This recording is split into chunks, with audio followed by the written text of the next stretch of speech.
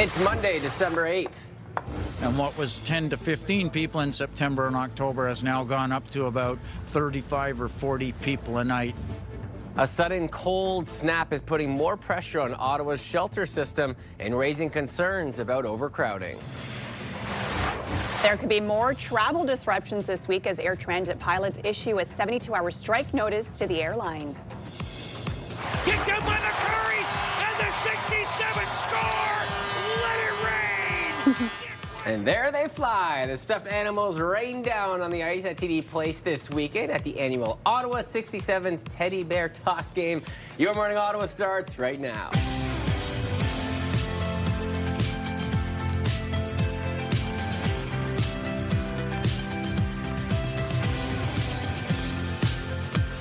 Good morning, everybody, and happy Monday. Hope you had a great weekend. I'm Will Aiello. And I'm Melissa Lamb, and Rosie is away for today. She's away for today. We've been talking about the colder temperatures for last week, kind of going into this week. The ski hills in many areas opened over the weekend, which is super exciting. Are you going to hit the hills again this year? I'm hoping to. I haven't been able to get this 6 years. What? I haven't hit the hills since before I had kids. I know.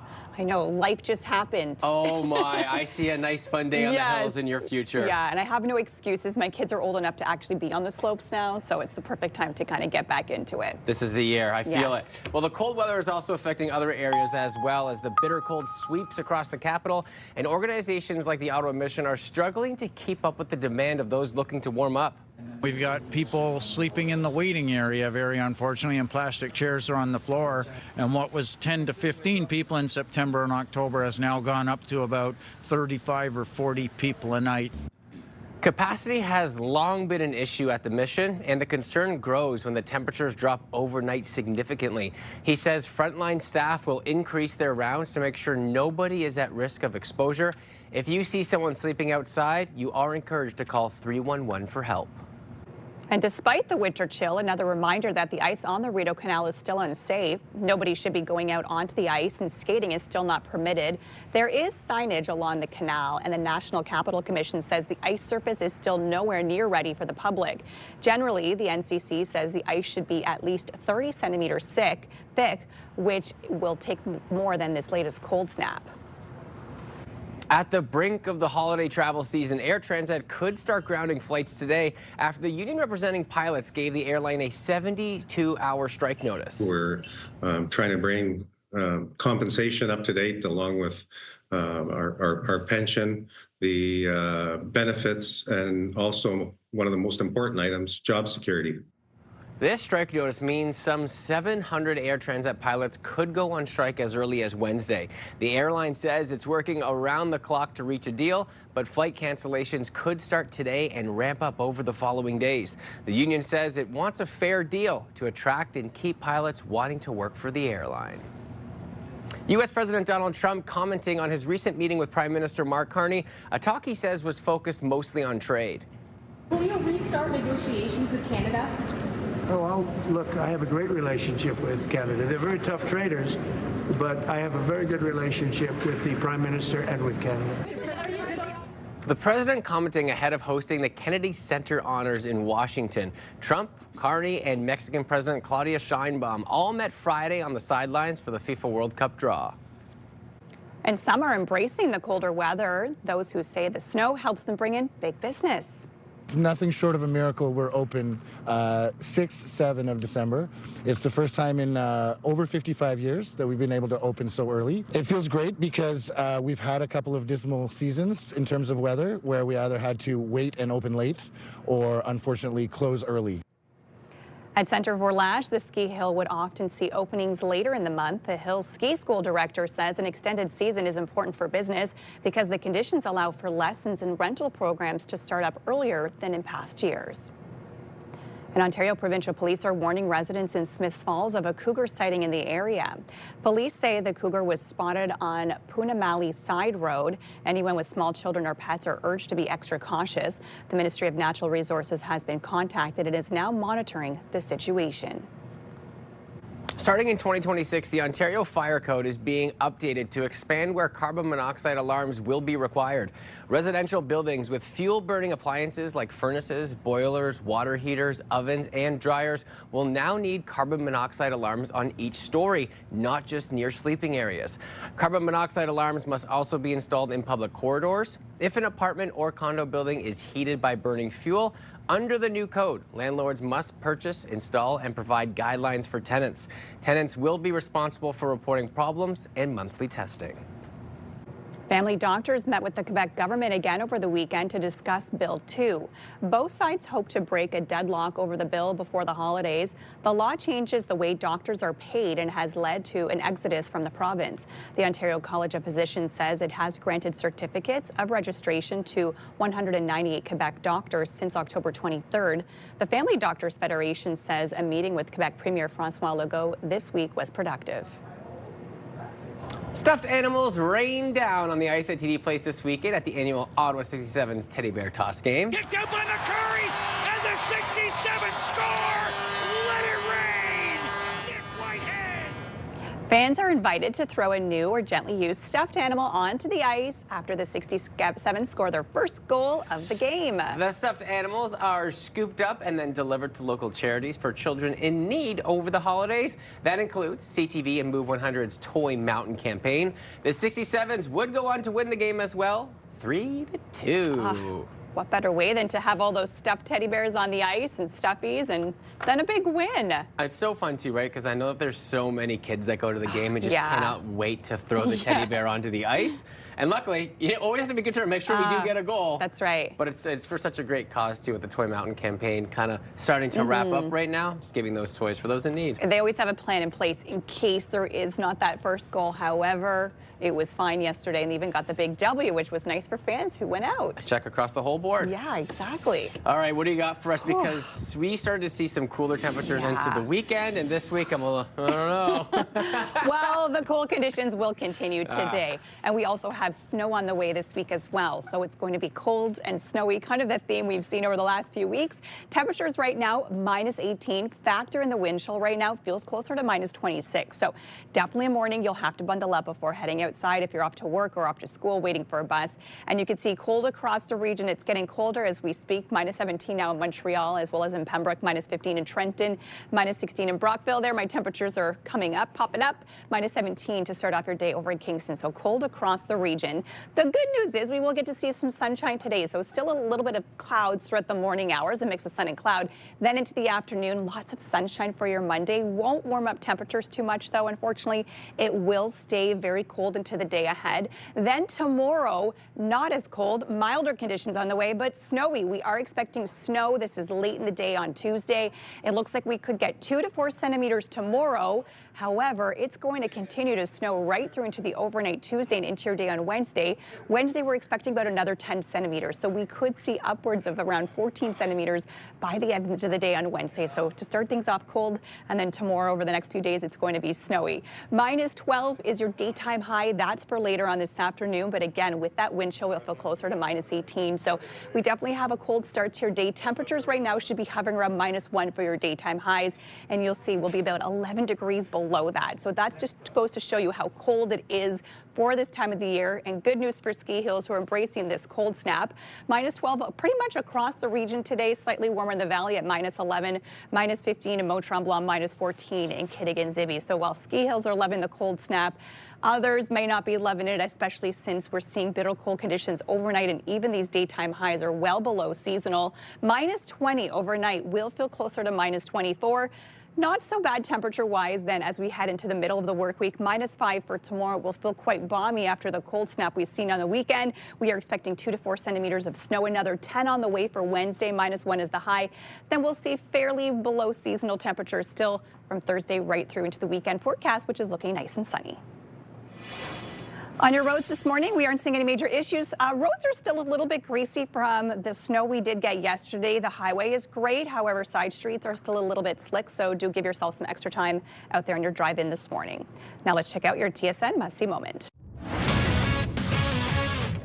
Hello there, Jermaine Franklin here with you inside the Sports Center newsroom with your must-see moment from Sunday. And for that, we'll head to Western New York. Bengals, Bills, late fourth Joe Burrow to T. Higgins, and he comes up with an outstanding one-handed catch for the touchdown. That's one of the best catches you'll see this season. He finished with 2 tutties in this one, but in a losing effort. However, Higgins still earns your must-see moment from Sunday.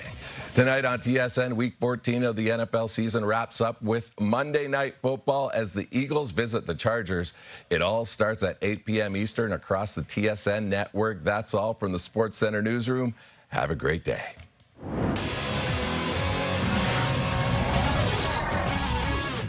Well, coming up on Your Morning Ottawa, we introduce you to the 20-year-old from the Ottawa-Gatineau region who has been drafted to play in the brand new Women's Professional Baseball League. That story coming up shortly on our show. We're going to take a peek outside through our Centennial Glass Skycam. Still feeling cold this morning with below seasonal temperatures for a lot of this week, but there will be some sunshine to look forward to on our Monday. Stay with us, everybody. We'll be right back.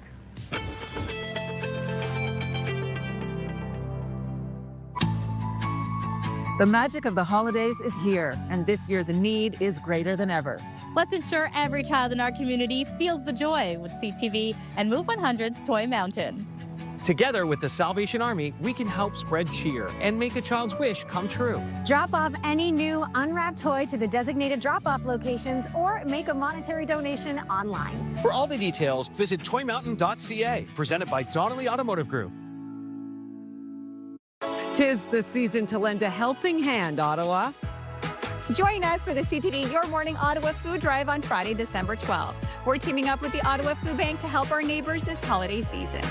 Drop off your non-perishable food items at 87 George Street or make a monetary donation, allowing the Ottawa Food Bank to buy what's needed most when it's needed.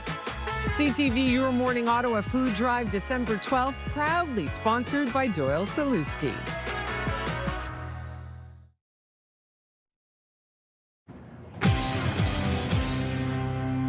Welcome back, everybody. Here are the big stories that we're following today on Your Morning Ottawa. A cold snap has swept across the nation's capital, leaving organizations like the Ottawa Mission on the lookout for people who are spending their nights sleeping outdoors. But despite the winter chill, another reminder that the ice on the Rideau Canal is still unsafe. And on the heels of the holiday travel season, Air Transat is set to ground flights starting today after the union representing pilots gave the airline a 72-hour strike notice.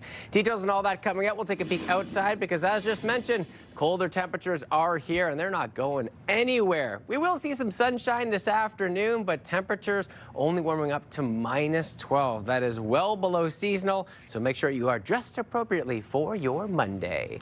Out on the road, smooth sailing at this current time. Still a little slippery out there. The crews are getting all the salt out on the roads, and most of the main roads are starting to get cleared, but some side streets still need some work, so just leave yourself a little extra time.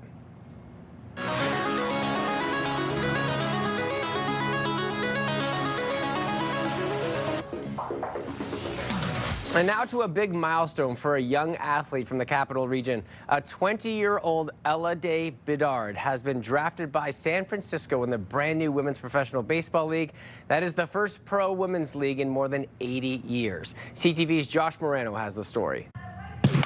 Ella Day Bedard fell in love with baseball early and never let go of the game. I loved sports, didn't want to play in organized sports, so I was at the cottage with my grandparents and I threw a ball and my grandpa told my dad, oh, she has a good arm, you should sign her up in baseball. So they did without my approval, and ever since I fell in love with the game. That love turned into a pro opportunity when she was selected by San Francisco in the 3rd round of the inaugural Women's Professional Baseball Draft, one of the youngest players selected by the team at just 20 years old. I didn't get the opportunity to go to the tryouts, so being called fairly high, I was actually very speechless and excited to see my name come out. The Women's Professional Baseball League is the first of its kind in over 80 years. We always hoped that there would be a professional league. We didn't know if we'd see the day during Ella's career, but you know, we did, and she's in her prime, so it couldn't have worked out better. From hours of training with her dad To powering through boys' leagues in Quebec, she achieved her dream of representing Canada. Ella's a tireless worker. She's very dedicated and disciplined.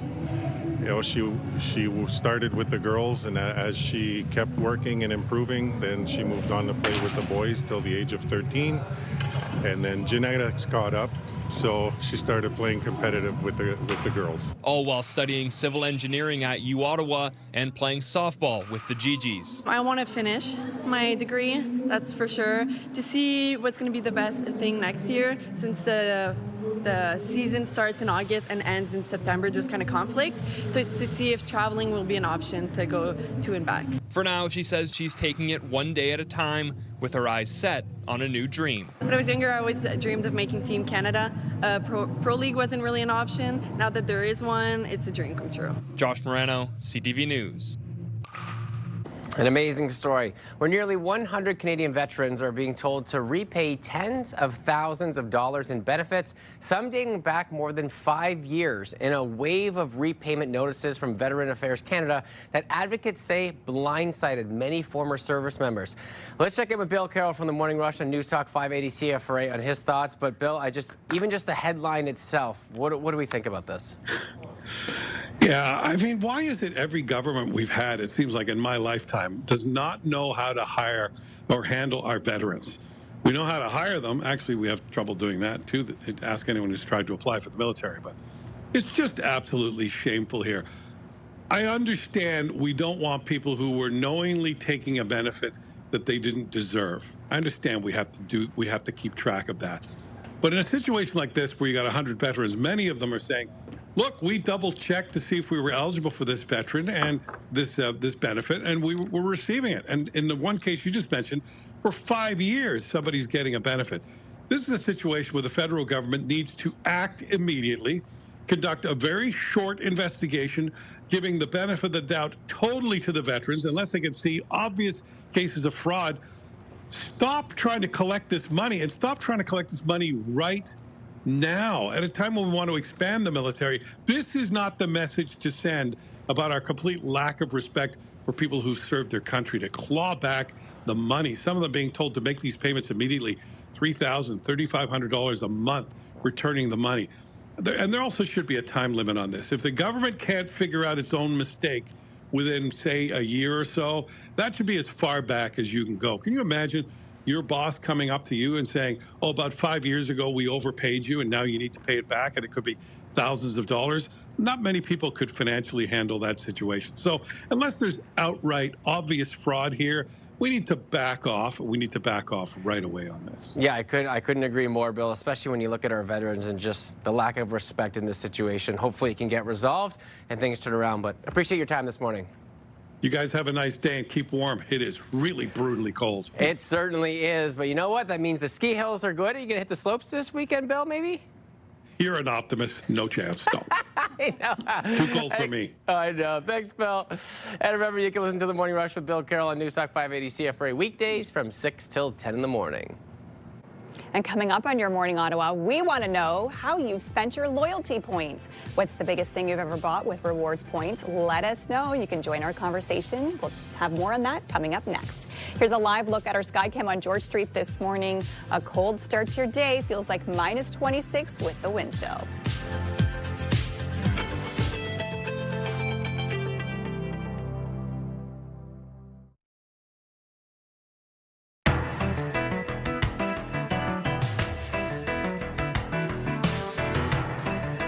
Today on Your Morning Ottawa, we're asking for your comments on what's the biggest thing you've got with your reward points. Let us know your thoughts. You can email us at yourmorningottawa@ctv.ca. Have you bought anything good, Will? I have. I think I accumulated probably ever since I got a credit card when I was, 15, 16, when it was like a bunny card, like with my mom. And still to this day, I don't know if she's watching, but I think I was like 27 when I got like a big TV with my points. Nice. But I'm starting to, after we talked about this on Friday, I'm starting to rethink this, and I think that I think I did have enough points, but because it was like that card over the years, I think maybe I stole my mom's points That's amazing. to get it. Because then when I looked back after, like you need a lot of points, especially just this was just air miles. It wasn't like TD reward points or anything, so it was straight air miles. But I know I'd spend a lot, obviously, over that 10-year period. But I think I might have, I don't know yet. I'm going to have to do a little bit more investigating. But regardless, the TV would be the biggest thing I've got. What about you? I've got a few things on my reward points as well. One is this watch, the Apple Watch. Oh, sweet. Yeah, I got that on my points. It was free because I had so many points. That's a huge score. Right? Yeah. Yes. I've gotten an electric toothbrush, brand new electric toothbrush, a few flights. And then with my grocery store points, I usually just take it in dollars off. Usually once you get to about $10, they're like, hey, you have $10. Do you want to redeem it now? And I'm like, yes, please.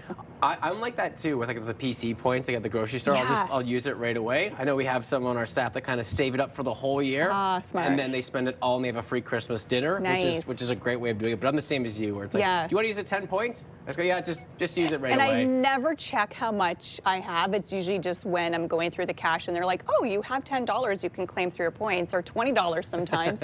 I say, sure. I feel like I collect most of the points. I feel like Shoppers Drug Mart is what does me over in collecting those points with those items. However, my husband probably eats more food than I do and collects more points that way. I'm sure that's fair too. And you know what? We're not just asking you about like what's the biggest item you got, because I feel like we have a little debate going on too about what's the best rewards program too. So as you send those in too, because maybe it's time for a change. Maybe we don't know about certain rewards and what's going on. So we want to kind of add that in there, but we'll be hearing from you later in the show. We are asking, what is the biggest thing that you've gotten with rewards points, and maybe just a little bit of, I use these reward points, and you guys should switch too. Send us your comments at yourmorningottawa@ctv.ca. And coming up in our Money Monday segment, we'll tell you more about a new bill that could impact whether your reward points can expire in the future. We'll tell you more just after 7 o'clock. We'll be right back in a few minutes. Now I feel like I have to...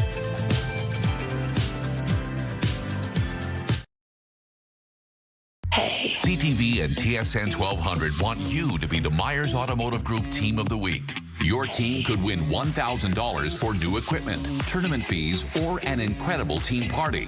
Shoot us a quick video, upload it at ctvottawa.ca. Whether it's hockey, ringette, choir, band, or any team in between. Each week, the winning team will join us live in studio at CTV Ottawa at 6 to claim their prize. Enter today for your chance to be Myers Automotive Group Team of the Week. The National Capital Region is jam-packed with incredible experiences you don't want to miss. Hey, I'm Sanaya Taylor, your iHeartRadio Weekender, powered by Barrhaven Ford. Get the inside scoop on all the biggest and best events every Thursday, Friday, and Saturday on CTV, Move 100, Pure Country 94, TSN 1200, and News Talk 580 CFRA. iHeartRadio Weekenders is powered by Barrhaven Ford, Ottawa's newest and largest Ford dealership, and Ontario's #1 Ford EV dealer.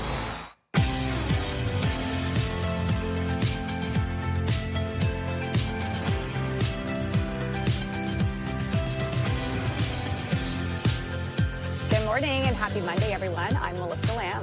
I'm Will Aiello, and coming up very soon in the next few days, our food drive. Yes. Our Your Morning Ottawa food drive happens on Friday. We're asking you to come drop off your non-perishable food items. We're going to be live outside from 6 till 9 o'clock. That's such a special day for us, and we're looking at anyone that wants to be involved. Again, that's a big day. Yeah, and this is your first one on air, but you've been a part of them in the past. I have, and my first ever interview was with CTV's Melissa Lamb.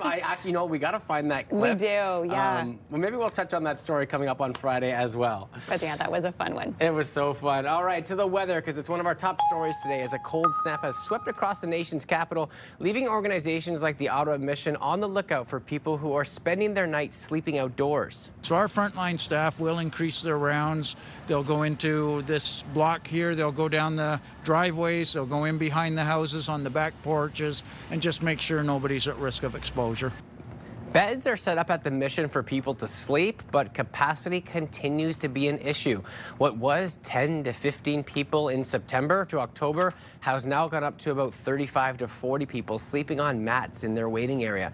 If you do see someone sleeping outside, you are encouraged to call 311 for help. Despite the winter chill, another reminder that the ice on the Rideau Canal is still unsafe. Nobody should be going out onto the ice, and skating is still not permitted. There is signage along the canal, and the National Capital Commission says the ice surface is still nowhere near ready for the public. Generally, the NCC says the ice should be at least 30 centimeters thick, which means it will take more than this latest cold snap. And one positive aspect to the early cold snap, ski hills have fired up their lifts, and cold weather businesses say it's bringing in some extra funds early in the season. I would say there's about a 20 to 30% increase in both sales and service. We're definitely seeing a lot more service come in right now, and we're seeing a lot of people want to invest in new equipment. The owner of Expeditions Wakefield says backcountry skis and fat bikes, which can travel in the snow, are some of her biggest sellers. She says snow on the ground gets people in a good mood and wanting to do outdoor activities. Just as the busy holiday travel season gets underway, there are dark skies ahead for some travelers. Air Transit says flight cancellations could begin today after its pilots issued a 72-hour strike notice. The strike notice means some 700 Air Transat pilots could go on strike as early as Wednesday. The airline says it's working around the clock to reach a deal, but flight cancellations could start today and ramp up over the following days. The union says it wants a fair deal to attract and keep pilots wanting to work for the airline. It's in line with the gap that we felt that we needed to bridge to be in line with the Canadian market. Air Transat says it wants to get back to the table with the union quickly to avoid delays for travelers over the holiday season. It says this strike is premature, saying its proposed offer is very generous. U.S. President Donald Trump is pumping up his relationship with Canada and the Prime Minister, but has not committed to restarting any trade talks. Yeah, we'll see. I mean, the problem is Canada makes a lot of things that we don't need because we make them also. But we'll work it out. Look, Canada's a special place, and they really are good at ice hockey, aren't they? Trump told reporters we'll work it out when asked about the state of trade talks with Canada. President Trump met with Prime Minister Mark Carney and Mexican President Claudia Sheinbaum on the sidelines of the FIFA 2026 draw Friday. Donald Trump's sweeping tariffs earlier this year are affecting America's trade relationship with both Canada and Mexico. Talks with Canada were halted following those anti-tariff ads that were running in the states paid for by the government of Ontario. Starting in 2026, the Ontario Fire Code is being updated to expand where carbon monoxide alarms will be required. Residential buildings with fuel-burning appliances like furnaces, boilers, water heaters, ovens, and dryers will now need carbon monoxide alarms on each story, not just near sleeping areas. Carbon monoxide alarms must also be installed in public corridors if an apartment or condo building is heated by burning fuel. Under the new code, landlords must purchase, install, and provide guidelines for tenants, and the tenants will be responsible for reporting problems and monthly testing. Ontario Provincial Police are warning residents in Smiths Falls of a cougar sighting in the area. Police say the cougar was spotted on Poonamali Side Road. Anyone with small children or pets are urged to be extra cautious. The Ministry of Natural Resources has been contacted and is now monitoring the situation. Canadian Blood Services say they are looking for more plasma donors ahead of the holidays. The organization calls plasma liquid gold, saying it can support patients having cancer treatments for surgeries. Canadian Blood Services says plasma donations are similar to blood donations. They just take a little bit longer, but the process is largely the same. They say they need 1 million new plasma donors as they expect a 50% rise in demand at hospitals over the next 5 years. A 105-year-old holiday tradition in a storied California town is back in action, but this year it's taking on an extra special meaning. 3, 2, 1. The lights sparkled once again along Altadena's famed Christmas tree lane this weekend. The glowing stretch of decorated trees runs over 1.5 kilometers. For the first time, the trees are being lit since the wildfires devastated the area shortly after last year's holiday season. Oh, I bet that's extra emotional and extra special. And especially when you look at it, what it was like devastated, then to have like the lights on there and have it kind of look in a more positive way, because so many families were affected by that fire. So I think you're right, that would have been really emotional for everybody. Absolutely. Oh. Well, in our forecast today, it's going to be another cold day. Well, we have some snow on the way, but you know who's loving this? Ski hills. Yeah. We heard earlier that ski hills have opened earlier for the first time in 55 years. So they are embracing this cold snap. Of course, they can make their own snow, but we have some fresh powder on the way this week.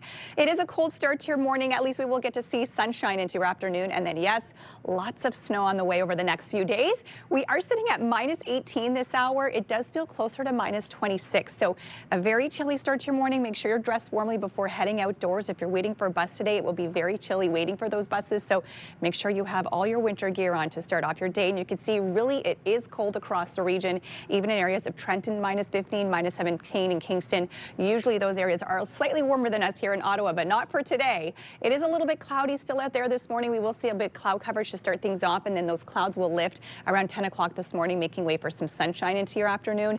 Mainly sunny skies for today. Enjoy it. It will be cold, but at least it'll be nice and sunny tomorrow and through Wednesday. Cloudier conditions and snow. Late tomorrow afternoon, we're expecting some snow. We could see 2 to 4 centimeters for Tuesday.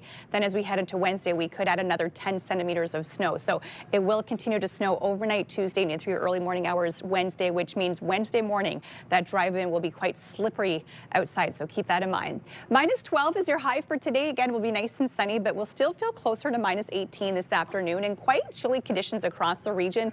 Temperatures really ranging from -11 to -15 over in Mont-Tremblant. So cold for today, not as bad tomorrow. Chilly overnight though, -20 is the low tonight. We'll feel closer to -24. Tomorrow -5, again, periods of snow for Tuesday, continuing into Wednesday. Wednesday is the mildest day this week, and this is average for this time of the year. We should be hovering around -1. Overnight low should be around -10. You can see it'll be a little bit colder than that. Overnight low is not so bad Tuesday and through Wednesday. -1 for Wednesday, -5 on Thursday, cloudy skies and some sunshine from Friday, which will continue to shine into your weekend forecast. Weather brought to you by Manotick Place Retirement Community, a community you can call home.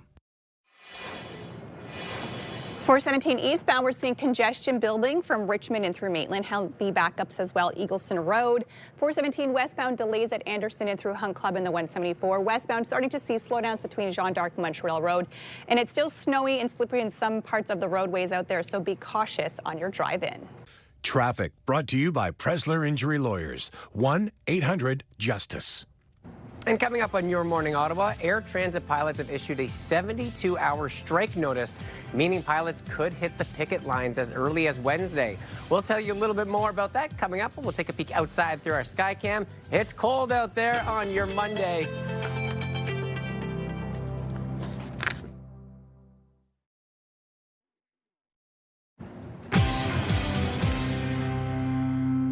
Welcome back, everybody. Here are the big stories happening today on Your Morning Ottawa. A cold snap has swept across the nation's capital, leaving organizations like the Ottawa Mission on the lookout for people who are spending their night sleeping outdoors. But despite that winter chill, another reminder that the ice on the Rideau Canal is still unsafe. And on the heels of the holiday travel season, Air Transat is set to ground flights starting today after the union representing pilots gave the airline a 72-hour strike notice. Melissa, what do the next couple of days look like for us? Cold for today, then snowy after. So the conditions this afternoon, we will see sunshine. -12 is the high. We'll feel closer still to -18 later on this afternoon. Currently feels like -26 outside. Then as we head into Tuesday, Wednesday, we're expecting periods of snow beginning late in the day on Tuesday. We could see 2 to 4 centimeters with another 10 added on Wednesday. Cloudier conditions, but at least temps will be a little bit milder throughout the middle of the work week. On your roads this morning, things are still a little bit slippery from the snow we did see yesterday, and it looks like there is an issue. This is the 417 this morning near Moody, so we will get you more information on that as it becomes available. And you can see traffic is completely jammed and back up because of that. It looks like there is that collision. This is 417 eastbound at Eagleston.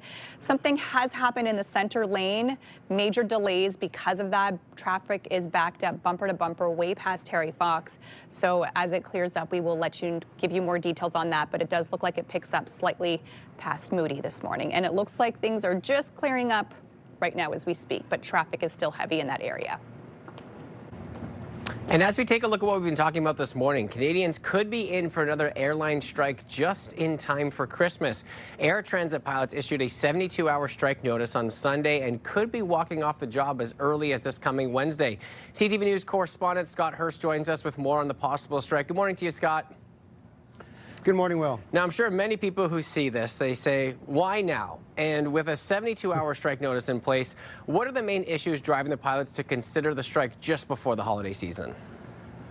Well, the holiday season is often the busiest travel time of the year for airports, particularly the days are leading up to Christmas and New Year's, the busiest airport days. So that could have a big impact on holiday plans as Air Transat flies tens of thousands of passengers every week on more than 500 flights, notably to some top destinations in Europe and the Caribbean. Very popular, particularly this time of year, getting away from the cold. So the union representing some 750 pilots, the Airline Pilots Association, ultimately says the new goal is to have a collective agreement that ultimately boosts wages, improves job security and working conditions, and gives them a better quality of life. Earlier this month, 99% of pilots voted in favor of strike action if necessary. And here we are with the 72-hour strike notice now issued. Air Transit pilots say they've been trying to bargain for more than a year to replace their current agreement from a decade ago. Here's more from a representative from the airline union. We had a collective agreement that expired in 2020 and went to renew that. Unfortunately, there was a acquisition attempt by Air Canada, which left us unable to negotiate a full collective agreement.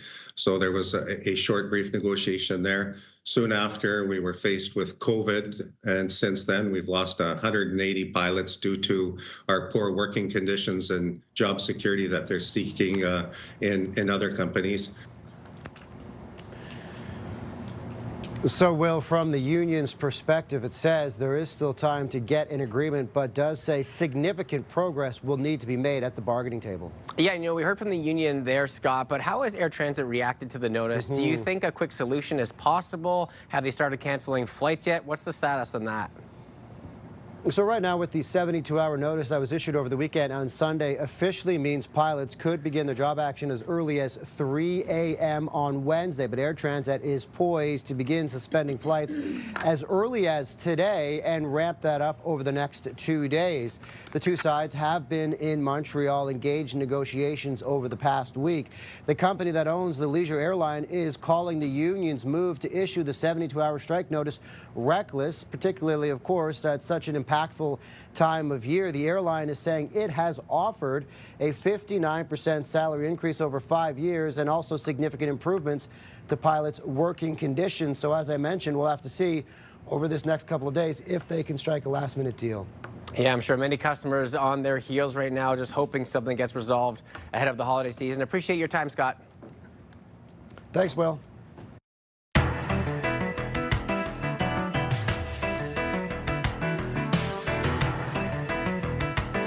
On today's show, we've asked you what is the biggest thing you've got with your reward points, and here's what some of you had to say. Sherry says, I've used some of my MOI points towards groceries from Metro. I used all my air miles before they expired and got 10 free Wonderland tickets. I'll be using my Shoppers Optimum points in December. How do I use over 200,000 points? Whoa. That's a lot of makeup. Yeah, I was going to say, we were talking about the Shoppers points there. I don't know if you got that many in the bag. I don't know, but I can use mine towards groceries. Ooh, yeah, okay. So if you shop, I think it's Loblaws or Superstore that they're connected. Pretty sure that's the one. Well, Elaine says the biggest item I ever bought with reward points was a TV, and I gave it to a charity. Oh, I love that, nice, Elaine. Lucy says, I bought a beautiful artificial Christmas tree a few years ago, but most years, just like this year, I collect points all year long to pay for our Christmas meal. Christmas gift from me to me. That's lovely. And Dina says the biggest items I've gotten with my points were a barbecue, a large fire pit, and Nintendo Switch game. I save my points for big purchases and usually wait until they have the super redemption days. Smart tip. And those are some amazing snags there. Yeah. A little barbecue, a fire pit, and a Nintendo Switch. Right? I gotta use my points Great better. ideas. I know, so do I. All right, we'll be hearing from you later in the show. We are asking, what is the biggest thing you've got with your rewards points? Send us your comments to yourmorningottawa@ctv.ca. And coming up on Your Morning Ottawa, after months of appearing like a couple in the public, the pop star and former Prime Minister posts some pics from a recent trip on social media. We'll share those with you soon. Here's a live look at our Skycam this morning. A cold start to your day, minus 26 this hour with the wind chill.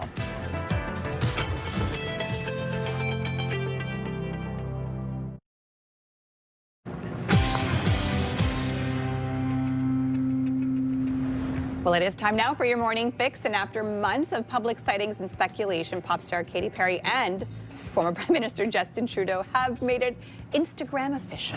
My first day. Oh, yeah, that's great. Perry shared some photos from a trip to Japan with the caption Tokyo Times on tour and more, followed by a string of emojis, including a heart. And one of the pictures shows Perry and Trudeau smiling and standing cheek to cheek, which we just saw. There's also this video of the two of them cozying up to each other while eating in a sushi restaurant. Look at him looking at her, though. You know, and even her, she seems like so in love. And so I saw this comparison of a year ago of her in a similar video with her ex-fiance Orlando Bloom, and people were like, you know, comparing the two and how happy and in love they look in this video that we're seeing right now. Compared to Orlando Bloom. Compared to a year ago, meaning like she just seems like she's so much happier. This is why I come to you for this stuff, because you got the details on the details of this scoop. Oh, that's right. Well, the Formula One season has come to an end with McLaren racer Lando Norris picking up his first World Championship win. That's despite the final win of the season going to seasoned veteran Max Verstappen. This is win number 3 in 3 Grand Prix for Max Verstappen. It's win number 5 in Abu Dhabi. He wins the Abu Dhabi Grand Prix. Max Verstappen. The championship was decided in this season's final race in Abu Dhabi Sunday, with Norris coming in 3rd place, but winning the championship based on the number of points. Verstappen, the former defending champion, entered the race with high hopes of securing his 5th title, but was unable to in the end. Crazy. Right? I'm watching this a little bit over the weekend, Yeah. too, and it's miraculous to see what these guys do. Just the courage it takes. Yeah. And obviously accumulating the points over the season, trying to do what they can. But congratulations nonetheless. Yeah, absolutely. And finally, the Golden Globe nominations are expected to be announced later on today. He's got more inside of him than any man I've ever met. Who are you looking for? William Shakespeare. Hamnet, which just hit theaters in Canada this weekend, is set to scoop up several nominations, including Best Actress for Jessie Buckley. Some other possible contenders are One Battle After Another, Wicked, and Sinners. The nominations will be announced at 8:15 this morning. The Golden Globes will be held on January 11th with comedian Nikki Glasser returning as host. I really got to catch up on my movies because I've seen none of these. So I was thinking the exact I'm like, oh my same goodness. thing. And I've heard great things from all of them, and like one of them Leo's in, Leonardo DiCaprio, and I'm a Leo fan, so I'm like, I feel like I gotta at least go see one of the 3 before. And that movie too, like with Leo, it looks like it's gonna be so good. I wasn't sure when I saw the original trailer. Yeah. And then everyone said it was like one of Phenomenal. the greatest movies they've seen. And then all the other ones that you listed there. I just actually saw The Sinners. Did you? Week, Okay. And it was very good, but yeah, I think So you're ahead of me. we gotta do a big catch up. The last movie I saw in theaters was Dog Man with my kids. And did I watch the movie? Absolutely not. No, of course, that was just for the kids as a 15 bathroom trips and lots of popcorn, including on me, and a drink on my lap as well. All right, date night with Nigel coming up. I'll take care of the kids. I think that's the second time You I've offered heard that, Yeah. Nigel. All right, coming up in the next hour, we'll tell you how you can support the Your Morning Ottawa food drive and how your donations help tackle food insecurity right here in our community. We get you ready for outdoor winter activities. Bush Taka stops by to help us stay warm and comfortable when we head outside into the cold. Plus, we introduce you to some unique artwork. Professional artist Jordan Childs tells us how he has brought his artwork into a fun, wearable form. Taking a peek outside through our Centennial Glass Sky Cam, as Melissa's been mentioning this morning, it is cold, but we will see some sunshine this afternoon. Stay with us. We will be right back.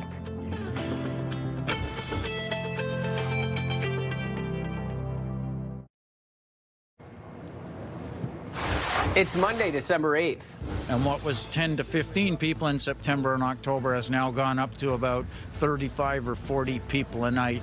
A sudden cold snap is putting more pressure on Ottawa's shelter system and raising concerns about overcrowding.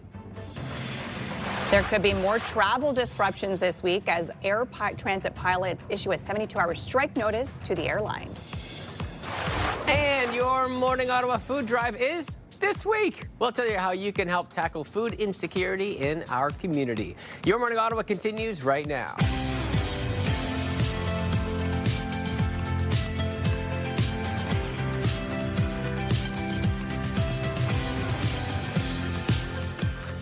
Good morning, everybody, and happy Monday. I'm Will Aiello. And I'm Melissa Lamb. I cannot wait for our food drive on Friday.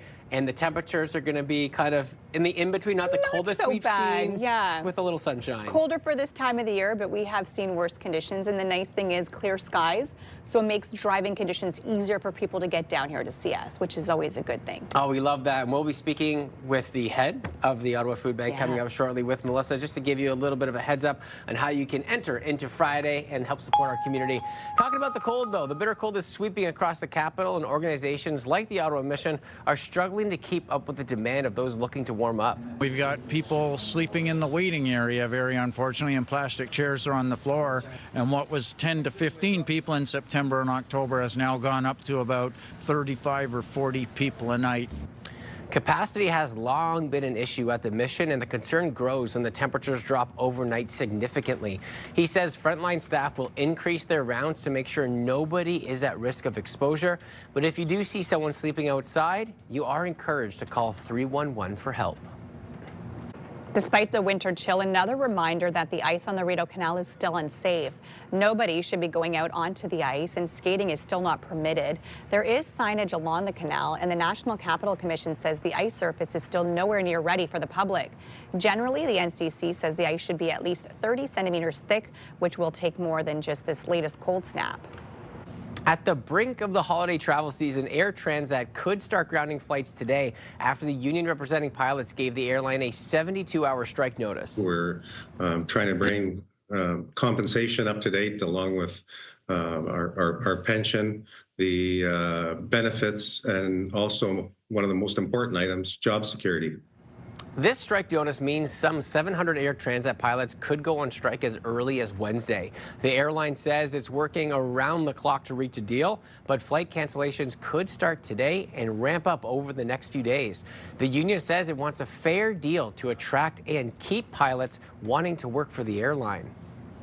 U.S. President Donald Trump commenting on his recent meeting with Prime Minister Mark Carney, a talk he says was focused mostly on trade.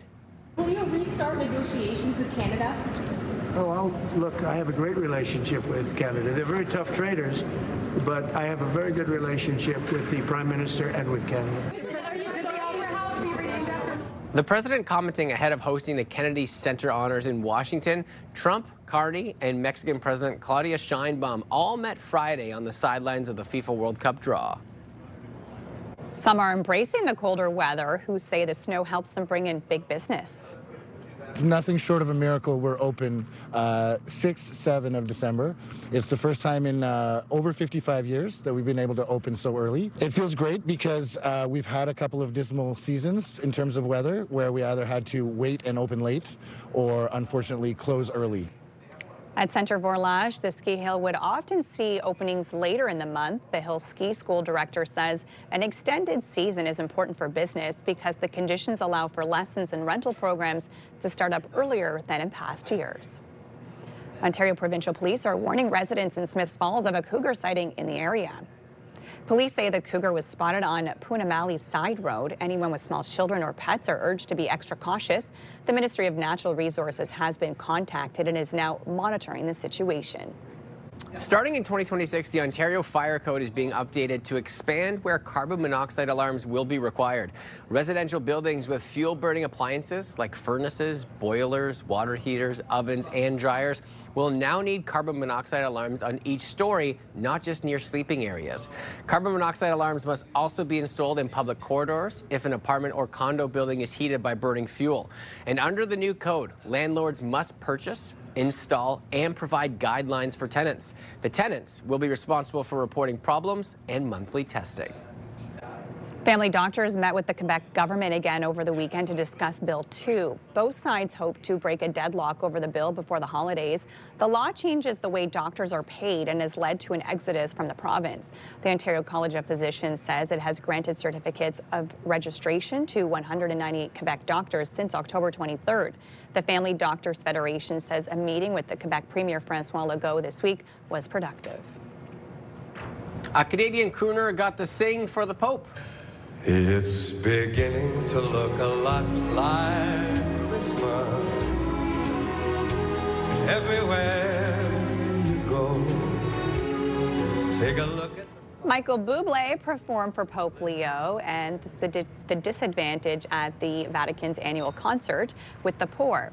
The concert aims to offer an experience of art and culture for the less unfortunate, including those experiencing homelessness and migrants. Bublé said meeting the Pope was one of the greatest moments of his life. Wow. And that's coming from someone that's probably seen and done it all. Yeah. And I do have to say, like, he just has the perfect Christmas voice, right? It makes you feel like warm and cozy. It just fits that vibe so well. Absolutely. Absolutely. He does have a beautiful Christmas album as well, which is so lovely this time of the year. It is so good. It's been playing in the Ayala household. Sure has, I bet. In ours too.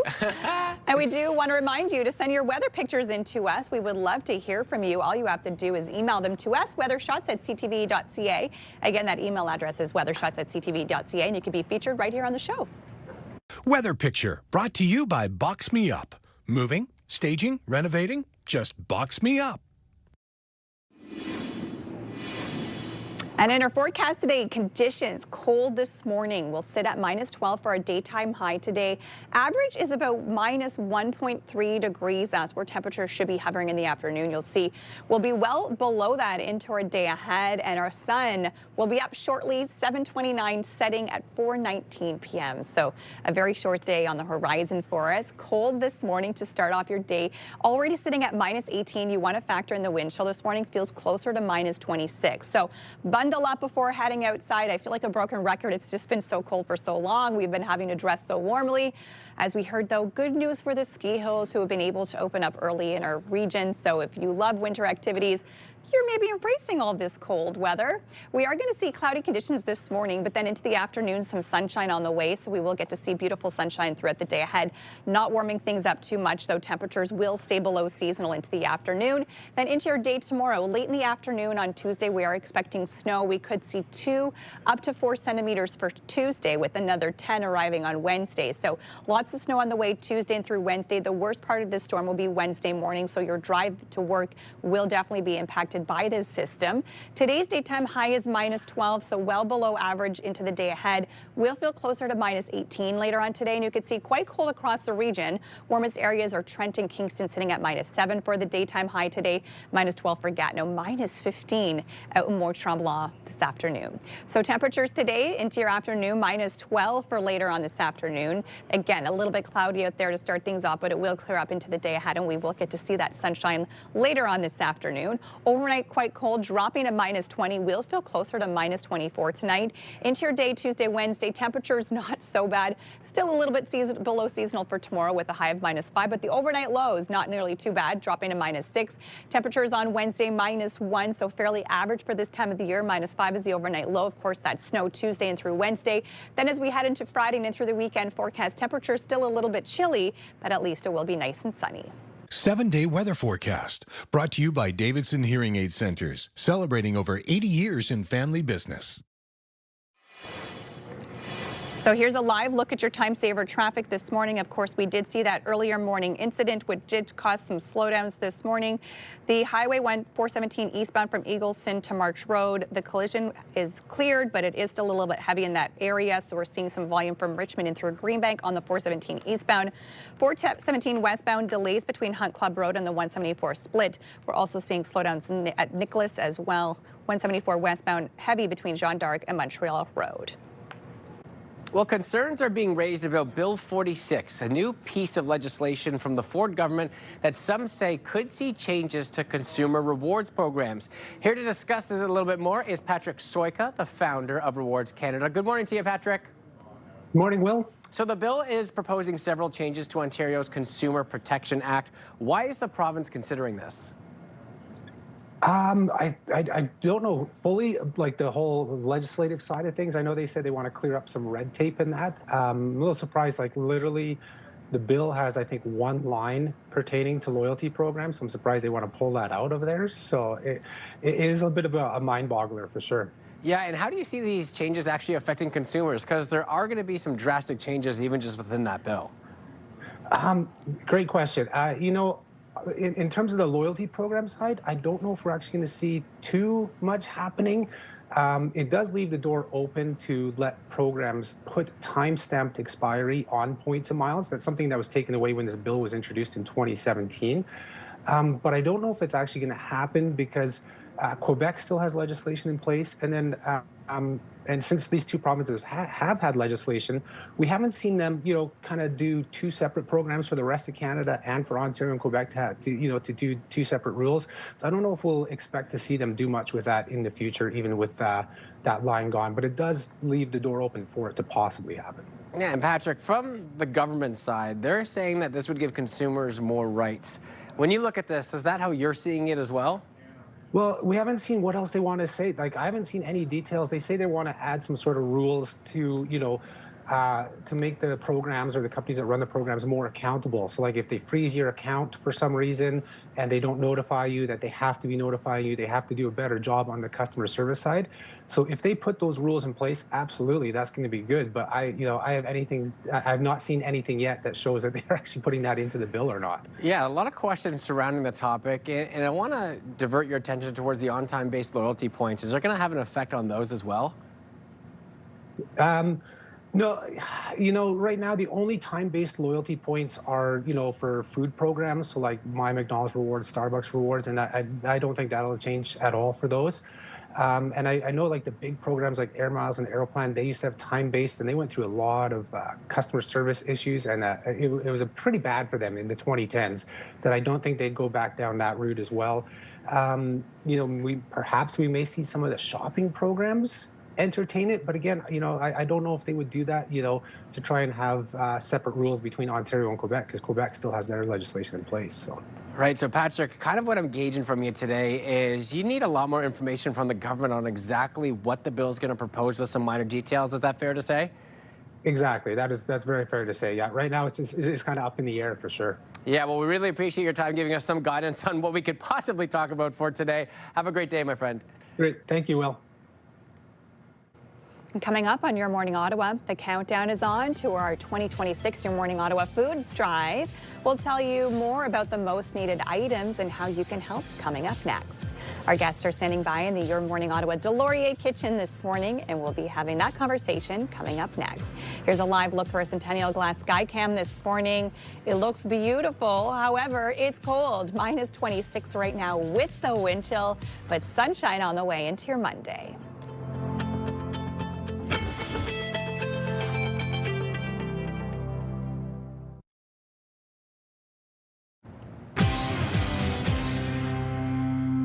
Welcome back, everybody. Here are the big stories happening today on Your Morning Ottawa. A cold snap has swept across the nation's capital, leaving organizations like the Ottawa Mission on the lookout for people who are spending their nights sleeping outdoors. Canadian Blood Services say they're looking for more plasma donors ahead of the holiday season. And on the heels of the holiday travel season, Air Transat is set to ground flights starting today after the union representing pilots gave the airline a 72-hour strike notice. We'll take a look at all those stories coming up, but first we'll take a look at the forecast, Melissa. A cold start to your morning. Right now with the wind chill, feels closer to minus 26 outside. We are sitting at minus 18 to start off your day. We will see a mix of sun and cloud this morning with sunshine into the afternoon, not warming temperatures up. Minus 12 is the daytime high. We'll feel closer to minus 18 in through your afternoon. On your roads this morning, very heavy volume if you are heading eastbound on the 417. We saw an earlier morning collision that has caused quite a bit of traffic. You can see the slowdowns Richmond, Pinecrest, in through the downtown core. It's not too bad if you're heading westbound on the 417 this hour. Well, our Your Morning Ottawa food drive kicks off this Friday, and we are so excited to welcome the public to join our food drive. And of course, we want to learn more about that. This morning, we have Rachel and Natalie joining us today to kind of talk more about our food drive. But first, Rachel, a big announcement came from you earlier that you are actually leaving the food bank. I am. After 10 years, I'll be moving on to the United Way of East Ontario, so I'm very excited for that new opportunity. But leaving the Ottawa Food Bank in good hands with Natalie, who's been with the organization for 14 years. Oh, Natalie, that's incredible. So talk about your, contribution with the Ottawa Food Bank and what you've been up to. Absolutely. As Rachel mentioned, I've been there for 14 years, so it's going to be really exciting to keep up the good work that Rachel's been doing. She's been a really good advocate for food and security in our city, and so it's going to be really exciting to make sure that stays at the front for the work that we're doing. And we talked a little bit about food insecurity. It feels like every year we're talking about the need is great, but this year, of course, we know with the high cost of food, it really has grown. It has. Unfortunately, the need has just continued to rise because the cost of living really continues to go up. So last year we had 588,000 visits to the network of agencies. A reminder, we work with over almost 100 programs across the city, and we have food banks in every single community. And so what are you looking for at this time of the year in terms of donations? We're really hoping for those non-perishable items, and think about the healthy, nutritious versions. So we have pasta here, we have canned tomatoes, canned vegetables and fruit are actually a really high demand item because they're easy to transport, canned meats as well, and then we're getting into things like peanut butter. Peanut butter is still very popular. We actually get a really great deal on peanut butter when we purchase it, but it's a high demand item. It's easy for kids to make a meal as well if they need to. And then something people don't think about often is baby items. They're very expensive. I'm sure you recall having little kids and how expensive they are. So diapers, formula, and some of those baby snacks as well are really high demand items right now. And I just can't get over how much these have gone up, even over the last 2 years. It's wild to see the price is just continuing to increase, and it's something that we don't often think about when we think of a food drive, but super important to think of our little ones. It is, because unfortunately many parents will go without to ensure that they have what they need for their children. And so if we're able to provide those really high demand items for babies, it means that families have a little bit more money to spend on food as well. And let's talk about cash donations, because those are so important as well. They are. So cash donations help us purchase those fresh, healthy, nutritious items. So thinking like milk and eggs, proteins like beef and chicken, they're high demand items for us. We'll spend about almost $6 million this year on fresh food alone, $10 million in total on food. Wow. And what have you been seeing lately at the food bank in terms of people who are really in need this time of the year? We are seeing those numbers climb. As Rachel mentioned, 588,000 visits in 1 year. That's double what it was in 2019. And we're starting to see people need to come back more and more. So people who used to not need to use a food bank need to return because it's just becoming more and more unaffordable. And it's not just, this time of the year. We often think of around the holiday seasons of people needing food. It's really year round that you need these donations. It is, holidays are when people think about gathering together and having those great meals, but it really doesn't take a break for hunger throughout the year. So the donations that we receive during the holiday food drive and for the rest of the year will help us provide families and individuals with the food that they desperately need. And we are so excited because we have this CTV Your Morning Ottawa food drive happening this Friday right here at our studios. We're seeing some previous footage. I think this is from last year. It's always such a highlight, for throughout the entire year, all the shows we do, it's always such a highlight to see the community really come together. It is, we forget how incredibly generous Ottawa is. Every single year, they really step up to help us. We rely on donations from the community. 98% of our funding comes from the community. We don't get provincial or federal funding. So days like this are critical to our organization. And really important to get involved. So we want to let you know how you could do that as well. Of course, you can drop off non-perishable items. We do have a basket in the front located here at 87 George Street. You can also donate online and get involved as well. Absolutely. So you can go to this website or to the ottawafoodbank.ca as well. Perfect. Amazing. And we just want to remind you of the food drive happening this Friday. So again, it's happening right here at our studios on 87 George Street. You can drop off your non-perishable food items at any point. If you can't make it on Friday, you can drop it off from now right through till Friday. And we'll be having that big food drive donation on Friday. And you can even join us live on Friday. We always love when you gather your things and you come down and surprise us live on TV. So we can't wait for our annual food drive happening this Friday. Thanks, Rachel, and thank you, Natalie, for joining us today. And congratulations to you both. Thank you. You're welcome. Will, over to you. Yeah, can't wait for Friday. And if you're concerned about the cold, we might have you covered right now. Because winter, well, it's arrived. And that means making sure you are prepared for all the outdoor activities. Ashley from Bushtalka joins us this morning to help us stay nice, warm, and cozy while we get to enjoy the outdoors. Good morning to you. Good morning. And ironically enough, I went for my first winter run on Sunday, and I had a couple of items that you had, so I know that I'm doing a good job. What do you want to start with today? Because you have so many great items. So let's start with snowshoeing and hike. Although it's snowshoeing and hike, all these pieces can be used for any winter activity to layer and keep warm. So with snowshoeing and hike, today we brought a smart wool base layer. So merino wool, it will keep you warm, wick away sweat, and to the mid layer. So the mid layer here we have the R1 from Patagonia. So again, a nice mid-layer that will keep you warm and will also wick away sweat to your top layer.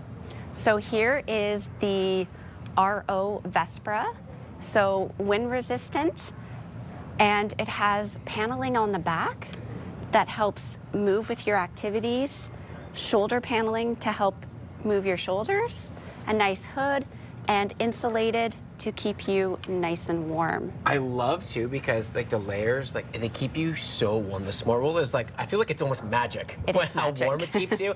And you don't need to have stuff that's so bulky and all these layers. Like you said, a light and a mid, and then that jacket layer. Like you feel comfortable while you're doing it too. Exactly, and that's very, very important to be warm, dry, comfortable, because the more you're all those three things, the more you're willing to get outside and move and actually really enjoy winter, which is such a beautiful season. Yeah, it's a game changer when you can be prepared because all these outdoor activities are so fun. And if you're not worried about your hands, your feet, or anything else, you just get to enjoy the activity itself. Exactly. So I'm someone too, like if my hands or feet get cold, it's usually game over. So we've got the whole body prepared there. Yeah. What have you got here to kind of help us out in the other end?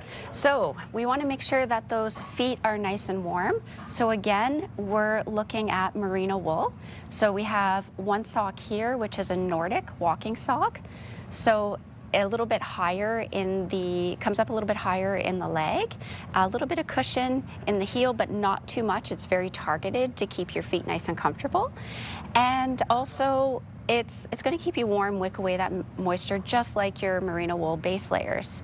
And then we have socks, running socks that will keep you nice and warm while you're running, but also keep those feet dry, which is super important. Especially this time of year where it's kind of getting a little bit messy out there. Exactly. You don't want them just warm. Yeah, you got to have like the water resistance in there too. And then for your head, so we can also layer our head coverings. So a balaclava is a really, really great option. This is merino wool from Patagonia. It will keep you nice and warm, and then it's also nice and thin that you can put like a cute toque from Swix on top. I always layer my balaclava under a hat, even when I'm riding in the winter. Keeps you nice and warm and gives you that option, if you are too warm, to take off a layer. I love that too, right? Because you can just pop it off the head and then it still keeps your neck warm. But if your ears are a little too toasty, it can come off the top and then you can still have your hat too. And what I love about all of these options is, you know, obviously some are specific for running and others, but really like the Smart Wool and all this can affect everything that you do outside, regardless if you're snowshoeing, if you're snowboarding. And what's great too is they have great wind resistance as well, right? They do, yes. They have great wind resistance, and you know they're stylish too. Like you can take off your top layer, your mid layer, and then if you're in the chalet after, like enjoying like a hot cocoa or a coffee, you look cute too. So you know it's important to move, but also look cute. Well, I mean, come on, yeah, you're in the chalet, you got this, and then bam, you open it up, and this is underneath. You're also looking good and staying warm at the same time. Oh, well, Ashley, this is so great. I really appreciate you coming in this morning because temperatures have started to drop. We want to get outside and enjoy it, and you've made us stay warm and comfortable this morning. Yes. Thank you very much. You're welcome. Well, coming up next on Your Morning Ottawa, we introduce you to some unique artwork. Professional artist Jordan Childs tell us how he has brought his artwork into a fun, wearable form. I just got a sneak peek too. You want to stick around for that. Taking a peek outside, our sky came on George Street. Temperatures have dropped. Snowfall is there. Feeling festive as we are into our last month of the year. Stay with us. We'll be right back.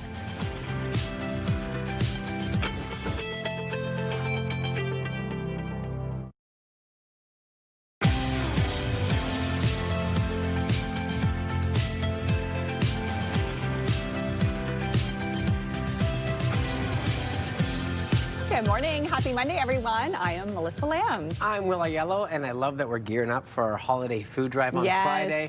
And they were just asking before, too. We just had a segment with Bush Chaka about how to stay warm for the outdoor activities. I was taking notes. But yes, because Friday morning, if you do come, maybe just dress a little bit warmly, because it's going to kind of be in the mid-cold range, but not freezing. Yeah, exactly. It's not going to be overly warm, but, you know, we have dealt with all the elements at this point with our food drive because we've been doing it for so long. And I was saying, I'd rather it be really cold and clear then, you know, have elements like freezing rain or snow that people have to drive in to come down. So the cold weather is nothing we're not used to here in Ottawa. We can deal with that, and it's all for a good cause. Exactly. So again, our food drive on Friday. We're going to continue with the cold weather because that cold snap has swept across the nation's capital, leaving organizations like the Ottawa Mission on the lookout for people who are spending their nights sleeping outdoors. So our frontline staff will increase their rounds. They'll go into this block here. They'll go down the driveways. They'll go in behind the houses on the back porches and just make sure nobody's at risk of exposure.